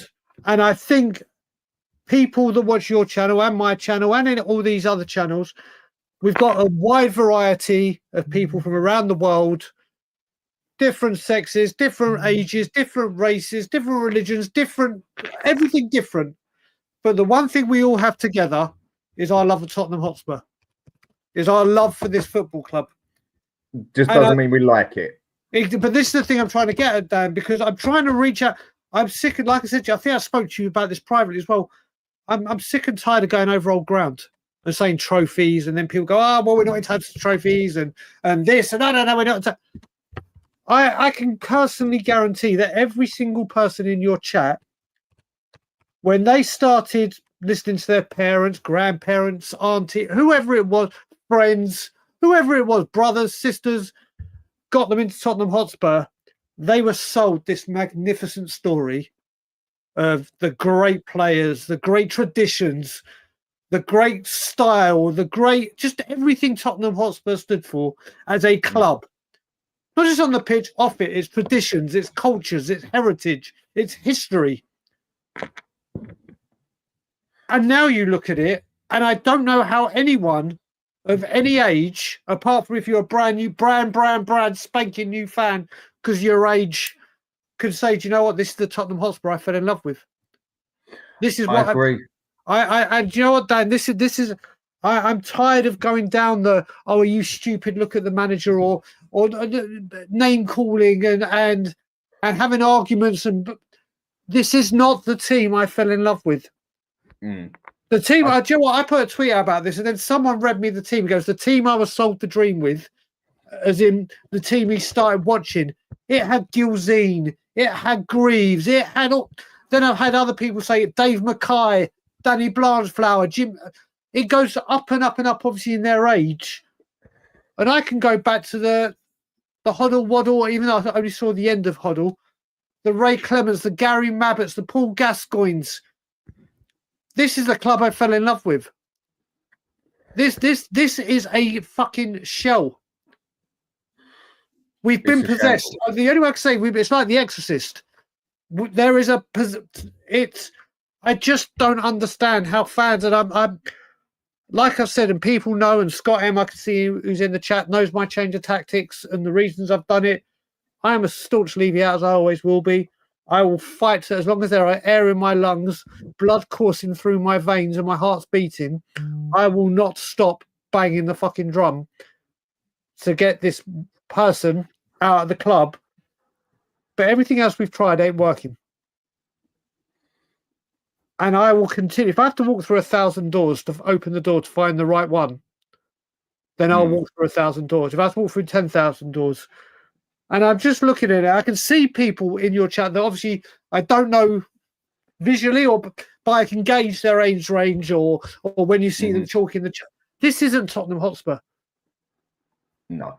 This isn't Tottenham Hotspur. This is Tottenham Entertainment Club. What I'm going to do, Brian, is bring on someone else with us. I'm going to bring on two others with us. I've only got I've got 7 minutes, and then I've got to get back to work. That's fine. Oh my God. So, John, hey. Can you hear me all right? JC. Yeah, can hear you fine. JC. How can you hear me, yeah? Yeah, all fine, mate. Yes? No. Yeah. Yeah, hear me. How we doing, lads? All right. I just saw Brian. I'm like, I have to come on. Are you not going? Are you, Brian? I've got, mate. I'm at work. I'm on my lunch break. I've got 7 minutes. I've got 7 minutes with both your All right, fair enough, mate. your beauty and Danny Dyer's beauty. The man in the vest and Danny Dyer, and then I've got to go back to work. And I must admit, mate, you had a very couple of minutes at least, yeah? mate. This is the king of reminiscing with me. Oh, how you doing? It's all good, JC. Same Spurs, different day, mate. Yeah, That's right, all I've got to say of it.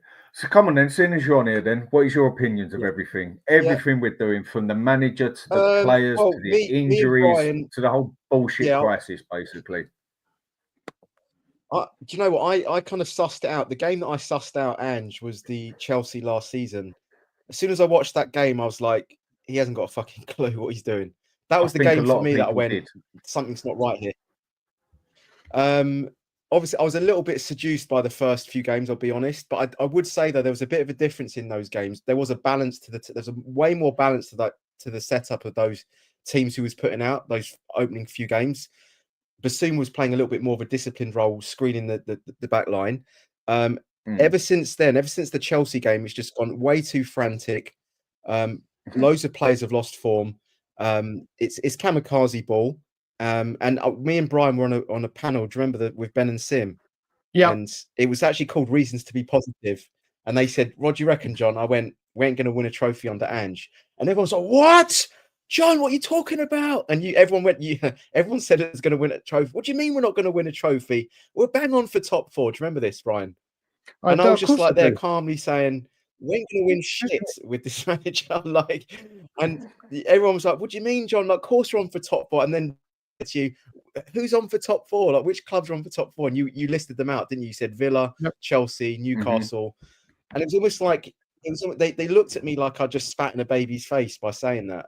And lo and behold, like a few results have changed, and they're all like Ange out now. And I'm like, fuck it, I called it. Like I said it, mate. They actually said to me, John, they said, "Don't be so negative, John." After the first 6 or 7 games, I called it and said, he can't keep playing this way for 38 games, yeah? I didn't call it that he's going to be a flop or whatever else. I just said he cannot play this way consistently for 38 games. You cannot do it in a big league like the English Premier League, like the Bundesliga, like Serie A, like La Liga. You cannot do it in those leagues. Maybe the French league, you could even get away with it. And even then you'd struggle, I think. Because when you look at the Scottish league, the Scottish league is ranked lower than the MLS, for fuck's sake. And okay, well done for what he did there. You can only play against what you're playing against, but he had half his team injured and still totally controlled the place, which just about says it all. And I just thought, surely he's not going to play like this. That says it all. There you go. Right, so Rich, how are we doing, mate? I'm all right. Yeah, not bad. Cheers. Yeah, I just thought I'd come on because I'm always in the chat, always having my say. I thought I'd show my face, put my ugly mug to my sometimes facetious comments about Ange, but I'll be honest, I'm just completely done with the club, like a lot of people. I mean, I've wanted him out since last November. As soon as he turned on the fans, and as soon as he went in on the fans, I was done with him. And I know that might be premature to some, but I saw the signs like you. I was seduced with him. I loved his press conferences at first. I thought, oh yeah, he's talking about family, what it means to these fans. I thought he's got a true reading of our fan base. We're a brilliant club, like Brian says. Brilliant club. We're the best club in the world for me. If you take this ownership away and you have what we could be, we just got so much potential. We've got the fan base, but he shat all over the fans with those comments about the Man City game. We got the stadium. We got the training facilities. We've got all the money off the pitch. Basically, whoever comes in and buys this place, it's going to cost them a shitload of money, hands down, yeah? But on the other side of it, they're not going to have to build a new stadium. All the training grounds are there. All the excess income of money's there. You're going to have the go-kart track underneath. You've got the NFL going on. He's probably going to put a basketball court in there as well and copy Real Madrid. Everything on that side is sorted. And when I say as all, I mean it very lightly because money is money. But for me, it's going to be cheaper to build a team than it is to build a bloody stadium. I mean, that stadium now would be 2 or 3 billion to build, where interest rates and everything else. So whoever comes in, if they ever do, surely they will do one day. Whether we're here or not is a different story, because it's how long is it going to take? But they got to focus on the team, and there's just so much potential at the club, isn't there? It is literally there for the taking. Dan, I'm just going to quickly have my saying that because I've got literally a minute. Yeah, go for it, Brian. Sorry. I had to go get myself a job when Levy out was heating really up, didn't I? I had to go get a job when battle was about to commence. How stupid of me. Listen, one thing I will say with January coming up, this club, don't get your hopes up. All this news about Jack Grealish, dream on. A, you're not paying the wages. B, they've got an injury problem. And if you think Jack Grealish has injury problems, I wouldn't trust him anywhere near off. We'll probably see him one game and his hamstring will snap and then we won't see him. But what I will say, if this club want to be shown that they're taken seriously, and I keep hearing January's that window where it's hard to get people out, well, if a club wants a player so badly, I remember Chelsea wanted a striker. Yeah, it didn't work out with Torres, but did they slap £50 million down for him? Yes.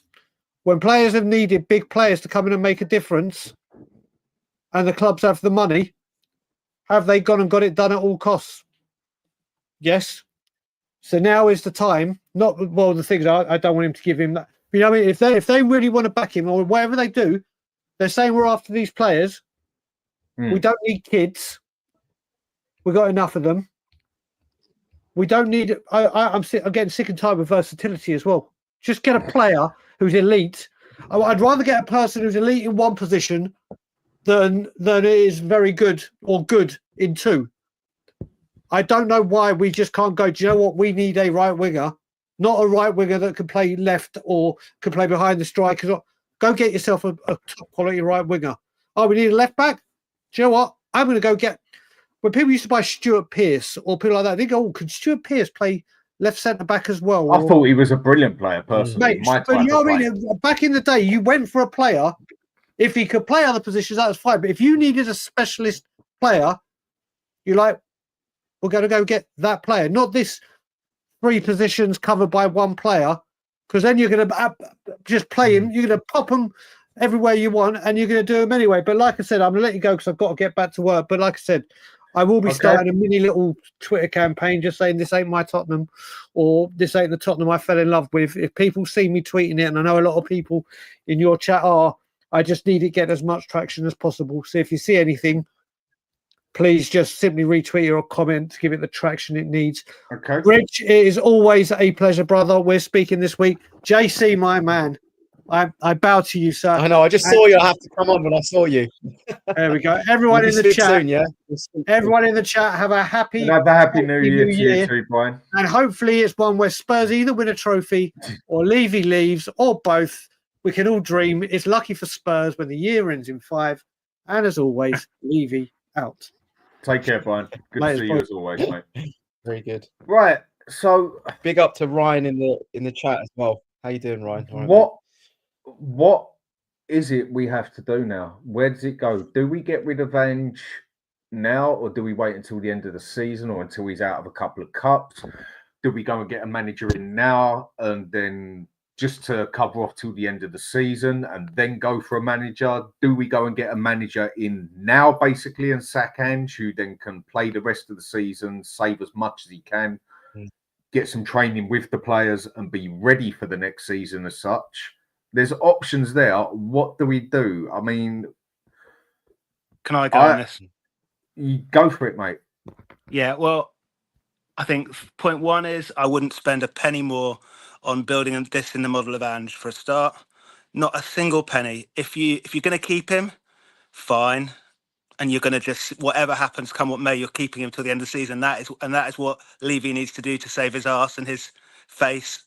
Fine, but you're just going to have to get a couple of experienced loan players in to paper over the cracks, be it a centre half, be it, he doesn't play with the number 6, does he? So, but you know what I mean. You know what I'm getting at. A couple of experienced heads to really just to not hang these poor young players out to dry, because the point is as well, Ange isn't looking after these young players. Look what he's doing to Archie Gray, who's by the way, doing an amazing job in a completely unfamiliar position at centre half for him.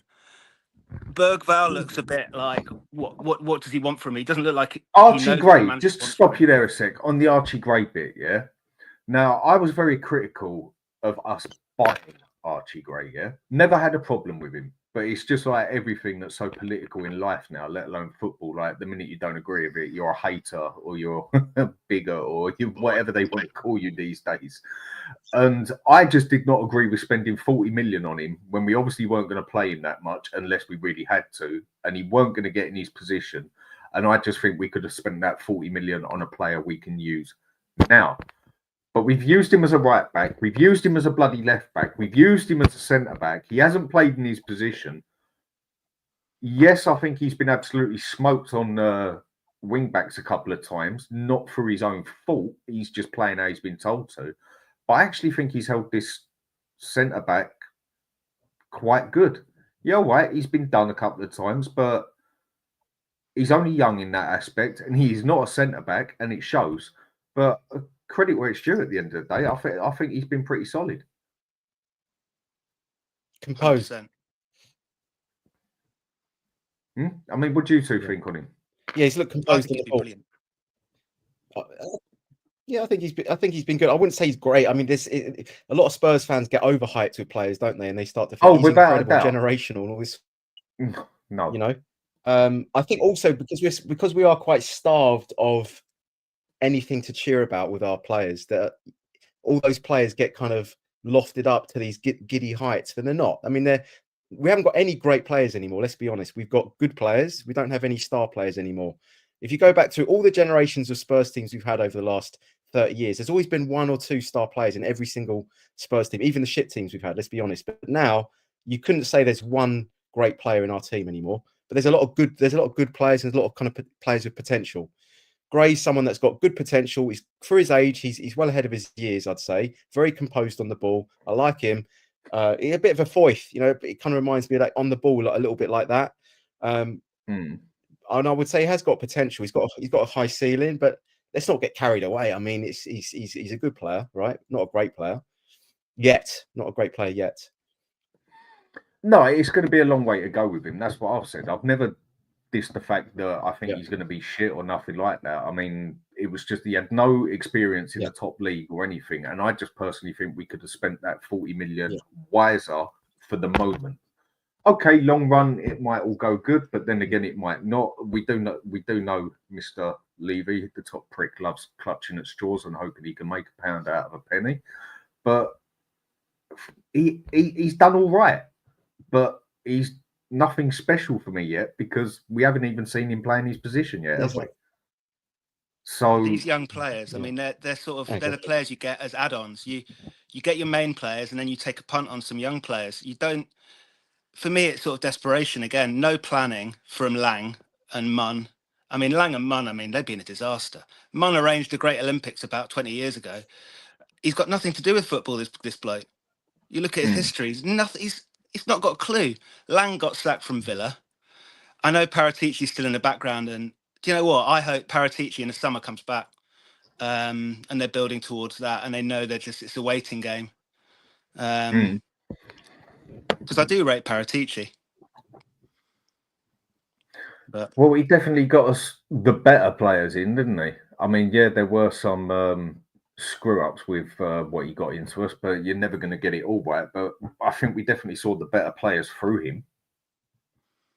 He's a football man at the end of the day.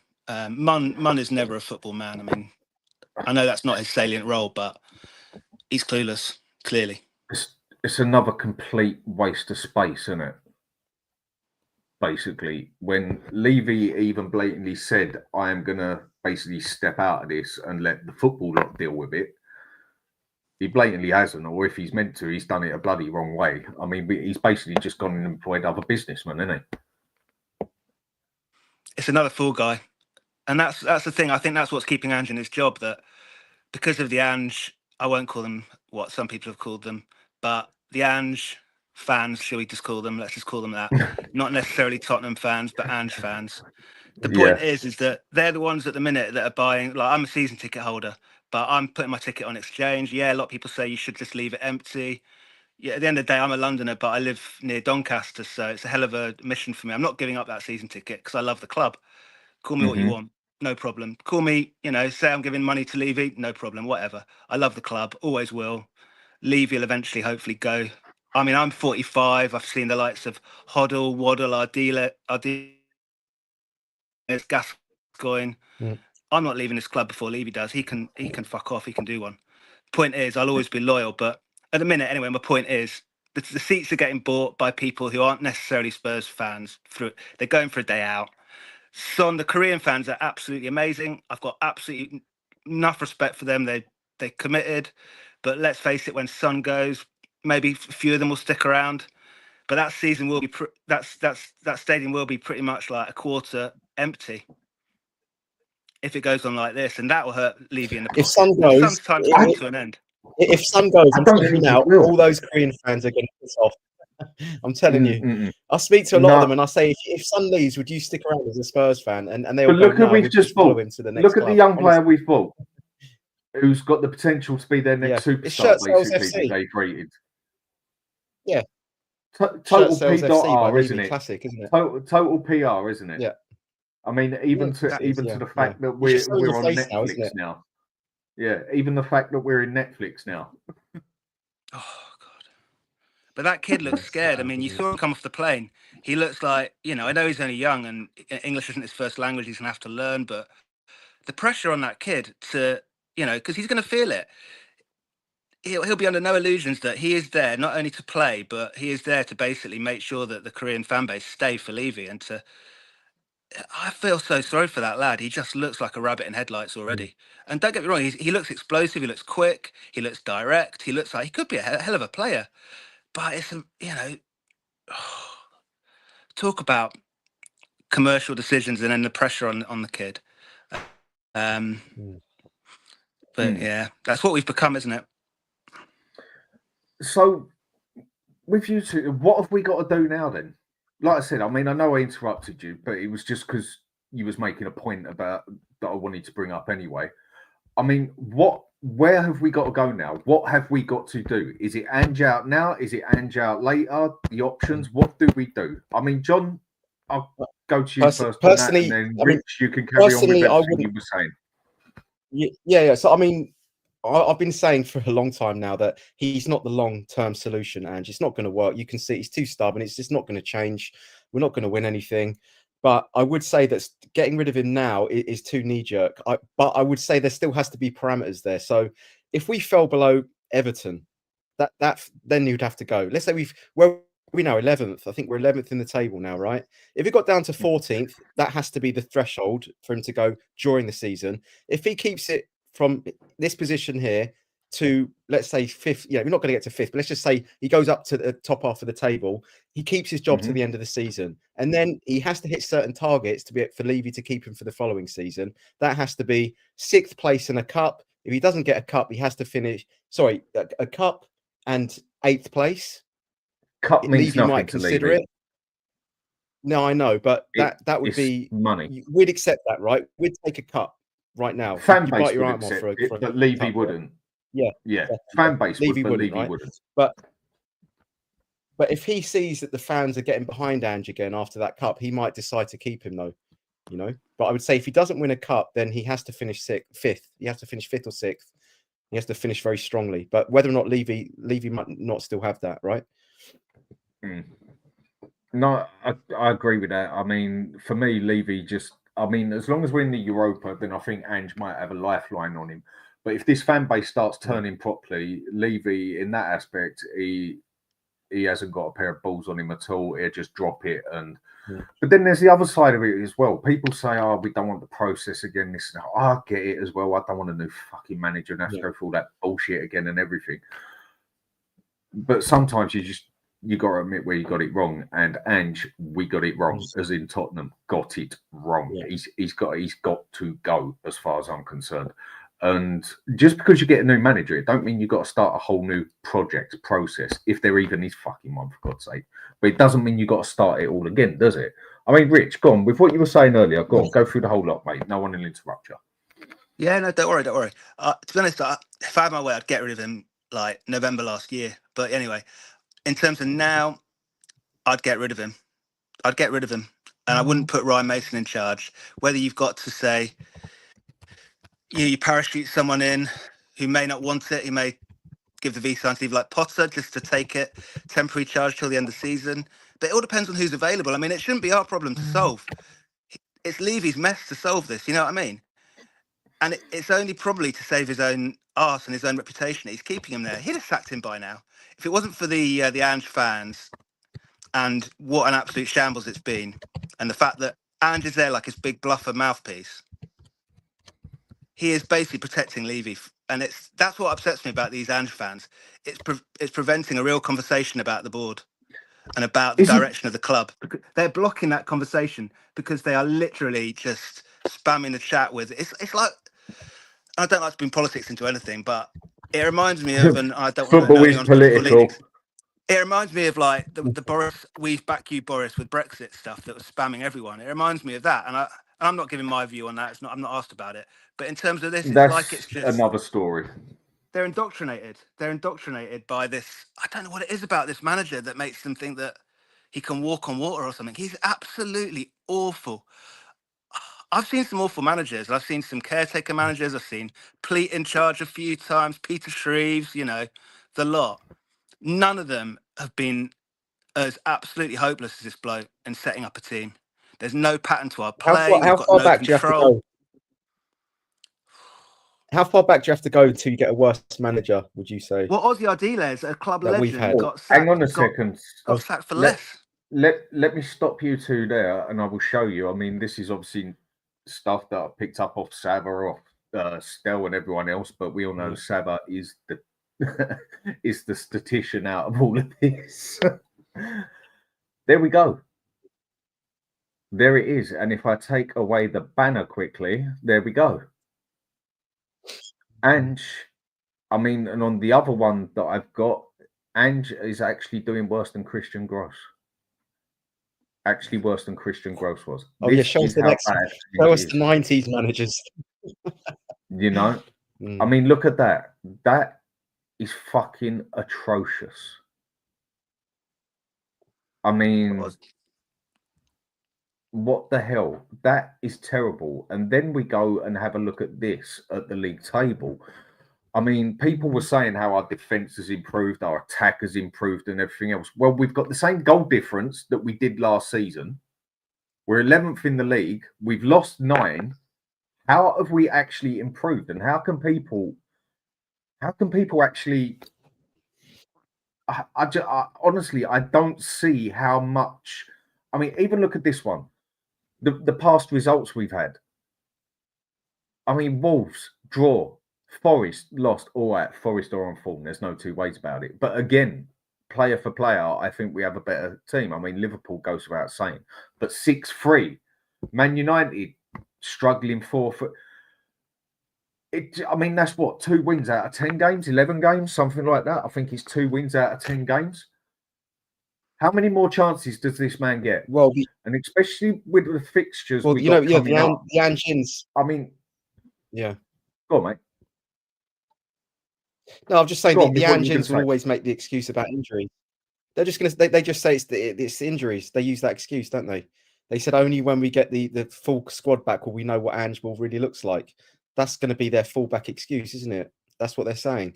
But really, if you look at it, it's not like we haven't had Spurs teams in the past that where we haven't had the 2 centre backs, the 2 first choice centre backs out. That's happened in the past before, and we've dealt with that. I remember when we had Woodgate and Ledley King out, and we had, I think, Cabal and maybe Dawson came in. It's like it's not a big deal, but they're making out like, oh, it's the injuries, and Ange is fine. It's just when we get our players back. But we lost with a full strength team against Ipswich, didn't we? Did we have Romero Palace, and Van der Ven? I think Palace. We had one player out against Palace. Yeah, and like you said, so they're using that as an excuse. But then they bring it up like, oh, we've done City, we've done United and that. Well, we're like, hang on a minute, what happened with Ipswich? What happened with Palace?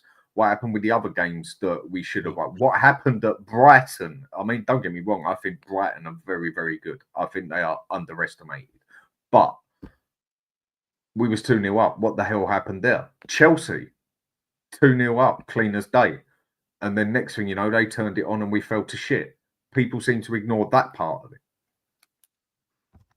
Yeah, and if Cucurella had got a decent And that's pair not of studs injuries. on, then we'd have not been 2-0 up against Chelsea, would we? Both times he fell over, and then when he changed his studs, everything was all right for them, wasn't it? The real team won. In that aspect, no, not taking nothing away from the players there. In that aspect, you take the chances you got, and we did. So whether it was his studs, whether it was whatever, yeah, we took the chances we did, and that's exactly how we want the players to play. But these excuses, I mean, the other thing I'll say is we have got 3 major injuries there with Van der Ven, Romero, who has been pretty shit this season anyway, and Vicario. But I think Forster's come on and he's been pretty solid. I mean, I was one who thought we was absolutely screwed now that Forster was going to go goal. And we're missing our 2 main centre-backs, who you can totally thank Mr. Ange for that, bringing on 2 semi-fit defenders against bloody Chelsea of all teams. And they are the main ones we've got out. That can give a bit of hassle to any team. But then it is now level, if I remember right, with the games we have lost and won without the injuries to what we have with the injuries. So that's no real excuse either. No one was caring about the injuries when we went and spanked City 4-0, were they? And most of the injuries ain't even in the first team. I think when there's chaos with the other team, or when the other team go a bit gung-ho themselves and we get ahead of steam, and don't get me wrong, there are positive elements to this crazy kamikaze football. When we get ahead of steam going, we can score sort of like a ridiculous amount of goals really quickly. Within the space of 10 minutes, we can put 3 past the team, and they're like, the other team are like, what's happened there? Because it's crazy. But then as soon as the other manager adapts and changes, and then is like, come on, we need to do X or Y, just drop a bit deeper, just wait, just sit in. As soon as they do that, we look like we've got no clue. We've got no control in midfield. In fact, we don't even have a midfield. I look at the pitch, right, and I think, well, where is our midfield? Who can put their foot on that ball and actually control a game? And a tempo player like Liverpool, you look at McAllister, right? He doesn't do anything amazingly. He doesn't dribble around 3 players like Maradona. He doesn't, he looks pretty undramatic, but he's a tempo player. He knits it all together for them. That we've got nothing in midfield like that. No, Basuma could do that for us if he was given that Basuma was role. good at Brighton. Basuma was very good at Brighton at box to box. That is why Liverpool offered, what was it, 65, 70 million for, no, 65, I think it was. And Brighton turned around and said, no, we want 80 million. And then they stepped out and bought, off the top of my head, I can't remember. Terrible with names. But they went out and bought another player for cheaper instead, who actually worked out pretty good. But at Brighton, he was a solid player. And against games like us, Arsenal, Chelsea, Liverpool, City, I see him run them games in midfield quite a few times. But then he had his backup. He had his main man there as the DM. I mean, if Ange would just sort of play with a proper DM and stop inverting those fucking wing backs, I don't know what you two think, but John, do you think that's 25, 30% of the problem sorted? What, just not inverting the wing backs and having them just play in their natural position? Yeah, and maybe playing with a 6 when we need to. Yeah. I mean, what it is, if you remember the Poch days, right, what would happen is, when Rose and Walker used to bomb on, what would happen in that moment, Dyer used to actually be aware of that and drop back in and to make a 3 at the back. I don't know if you remember that, but that was like a classic thing that used to happen. And then I guess under Mourinho, what would happen is he would allow Aurier to bomb forward, but then he would say to Davies or Reguilon to hold back, to kind of be in a more of a conservative position to make more of a 3 at the back as well.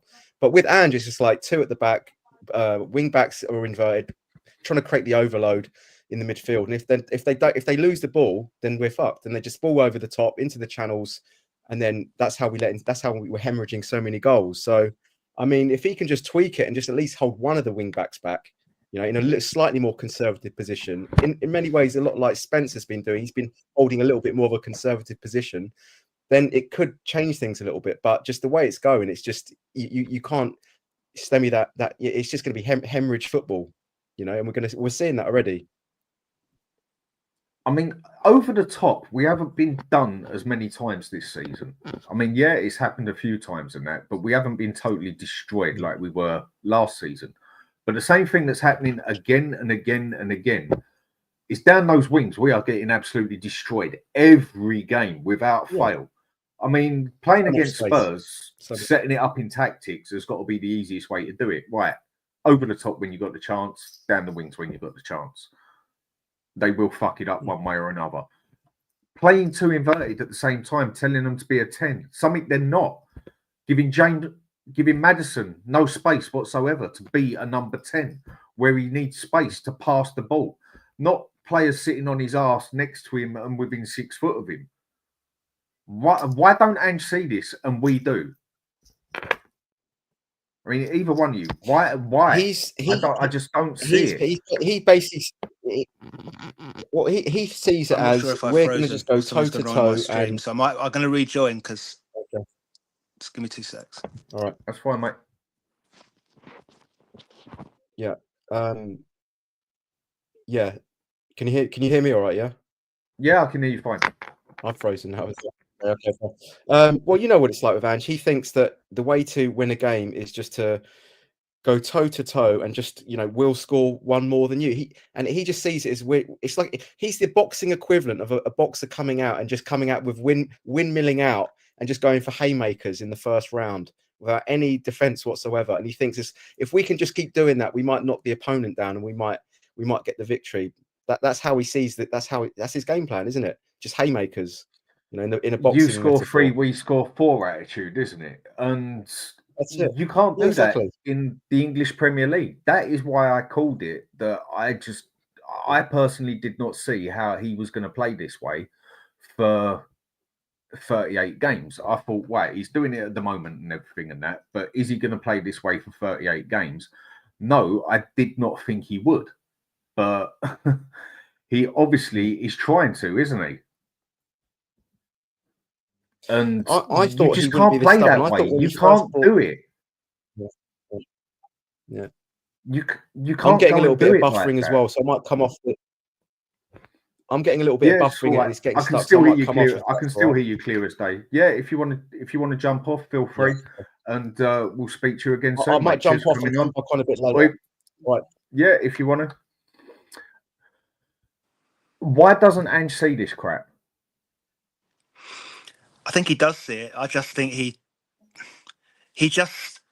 I think he's out of his depth, and I know it's an easy thing to say, and it might seem like a platitude and just words, but I think he genuinely is out of his depth. I think he believes that if he can get his teams to run harder, work harder, just literally run another team ragged, that is the way to do it. And the thing is, he's not a coach. He's never been a coach. He's always had coaches underneath him. He's never had the same coaches. It's not like he's got one loyal coaching team who he sees him, who sticks with him for every job he goes to. He gets bespoke coaches at every job he goes to. And the danger in that is that with that... Why do you want to do that? That makes no sense to me either. Exactly. So within that, right, he's got to then convey his ethos to a whole bunch of coaches who might have their own ideas, who might interpret things differently. He basically is he's a piecemeal manager who he's an overseer is what I'd say. He's an overseer, and he's not a very good overseer at that, really, to be honest with you. Whereas, you're getting Conte, and I love Conte when he first came in. And if we'd have backed him, we'd have backed the right man for me, even if it can be turgid to watch at times. Okay, what I'm going to do, I'll keep you on here, Rich, if you want to stay on, and I'm going to bring on one more guest, and I'm going to be on for about another 10 minutes. And Angus, I see you a lot on the chat. How are we doing, mate? I'm good, man. How are you? Did you have a good Christmas? I had a very good Christmas. As good as it was going to be, anyway. Yeah. I mean, yourself, you wanted what I wanted to ask you about is,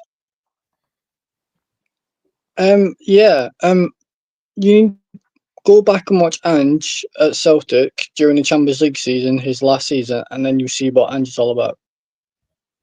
Yeah, totally. Trust me. He got destroyed every time. I mean, Yep. sometimes it looked good against And Real I Madrid won't. for like 40 minutes, and then he got absolutely cooked. And that was that basically. I But won't. again, I he did say. refuses to change. It's his way or the highway. And that's not going to work. The last manager that tried that was Kevin Keegan, and it went to shit by the end. You cannot go in the English Premier League and play you score 3, we score 4. So what do you think he would have to do to sort this out? If Ange can rescue this at any time, he's going to have to do it in the next couple of games. What do you think he could do? By actual proper players who actually know how to play football. Who are actually But then good. is he going to get the money to do that? Would you give him the money to do that? Probably not, no. I'd sack him if I was you lot. I'd sack him. I'd sack him if I was you lot. Get it as well. But I want you to keep him because I'm loving it. No, yeah, you can go full multiplayer there, mate. Fool, I'll give a fuck. But in that aspect, I can't blame you. But for me, man, this clown. And we play in 2 weeks as well. We have you in 2 weeks. Oh man, I can't and it's going to be beautiful.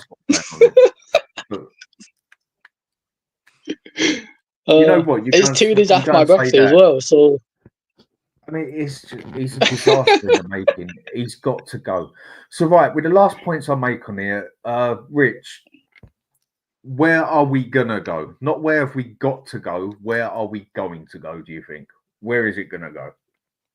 In terms of the next few fixes or in terms of... Everything in general. Whether it's fixtures, whatever way you want to bring it up. And then whatever last point you want to bring up. Yeah, I'll be very quick. Newcastle. That's fine. You don't have to be slow. No, it's all right. Newcastle, I mean, they're pretty much our kryptonite. The way they play, I can't see us. Call me negative at home. We should be expecting to get something out of that, but under normal circumstances. But no, Isaac will tear us a new one, and Gordon. They're the sort of players that will thrive down those channels, through the middle, you name it. So nothing there. Arsenal, nothing there, evidently. Although, I mean, it's a derby, so anything can happen. Something crazy can happen in a derby, like someone getting sent off. On the derby day, anything can happen, but the odds are against us. Exactly. Liverpool. I just think we're just going to score from set pieces.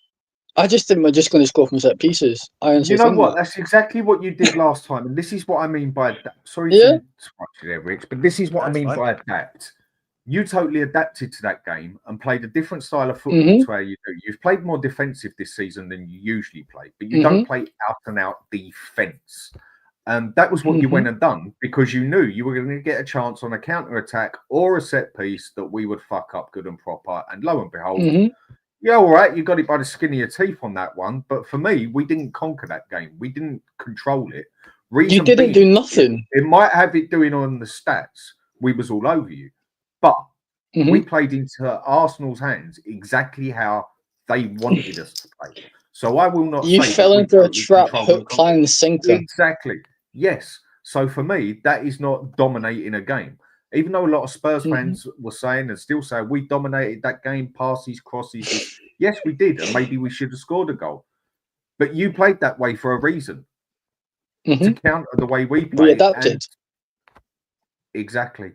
And it's what Ange don't do.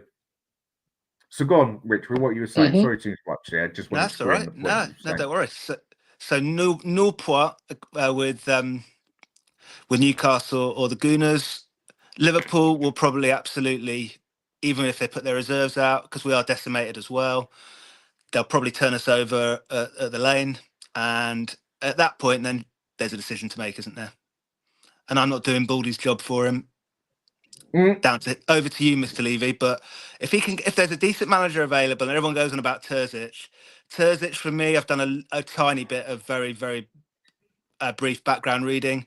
He tends to fall out with his players as well. So we just need someone who's going to galvanise everyone, not fall out, no ego. He's going to come to it to nurture these young players. We've got some good young players now. Let's run with that then. Call it a project. It's a project. So get a project manager. Well, can I just say something as well? Is there even a project? Just quickly, I just want to bring up super chat. Thank you, Alex Smith. Much appreciated, mate. Should have never got rid of Poch. Let me start again. Bloody hell. Should never got rid of Poch, as you were good, and I feared playing you lot when it came to play Arsenal. Yeah, well, we hadn't bought a player for like nearly a year and a half with Poch. No, we shouldn't have got rid of him. We should have rebuilt. But it was what it was at the end of the day, and we've done absolutely jack shit since then, basically. So I agree with what you're saying, Alex. You're 100% right there, mate, on what you're saying. And thanks for the super chat. Much appreciated. Right, Rich, any last things you want to bring up? No, I'll be honest, I've got nothing positive to say. I just really appreciate all your shows because they've kept me sane, to be honest with you. Thanks a lot. It's appreciated. Thanks for coming on. Yeah, besides family, Spurs are everything to me. And it's just, yeah. It's what I said, isn't it? You love them, but you don't like them. Yeah. And we all have family members like that as well. Yeah. I mean, that's the point I was making. I mean, having a teenage daughter is just, a stage. It can be a fucking nightmare. But I've got two of them now. Oh my god. I know. Oh my god. You know what, mate? I'll take my glasses off to there. I'm hiding in my bedroom, speaking to you guys to hide from them. To be honest with you, give me a right load. I've just cooked them a fresh cottage pie and everything tonight, and from scratch, and they're still bloody moaning at me. So I thought I'd come up and speak to you. Appreciative is not quite the word for a teenager, but there we go. So thanks for coming on, Rich, and hopefully coming again when I do a show. So you take care of yourself and have a happy new year. Take it easy. See you later. See you, bye. See you later. So what I'm going to do with everyone now is there is another show going right on at the moment on the Danalist. So if I get this right, because I haven't quite done this one before, but if I go on here, and I want to give everyone a big up, and thanks to Alex for the super chat, and thanks for everyone coming on. And the one I want everyone on the shout on the side, I want, not would like, I want everyone now to type up quickly before I do this, a big up to Caesar for coming on, because most of the men on here, or the women on here, haven't got the balls to show themselves, just to speak their point. And Caesar from Belgium comes on, young boy, and speaks his mind. So come on, everyone, give him a big up quick, and then I will end this show as needed.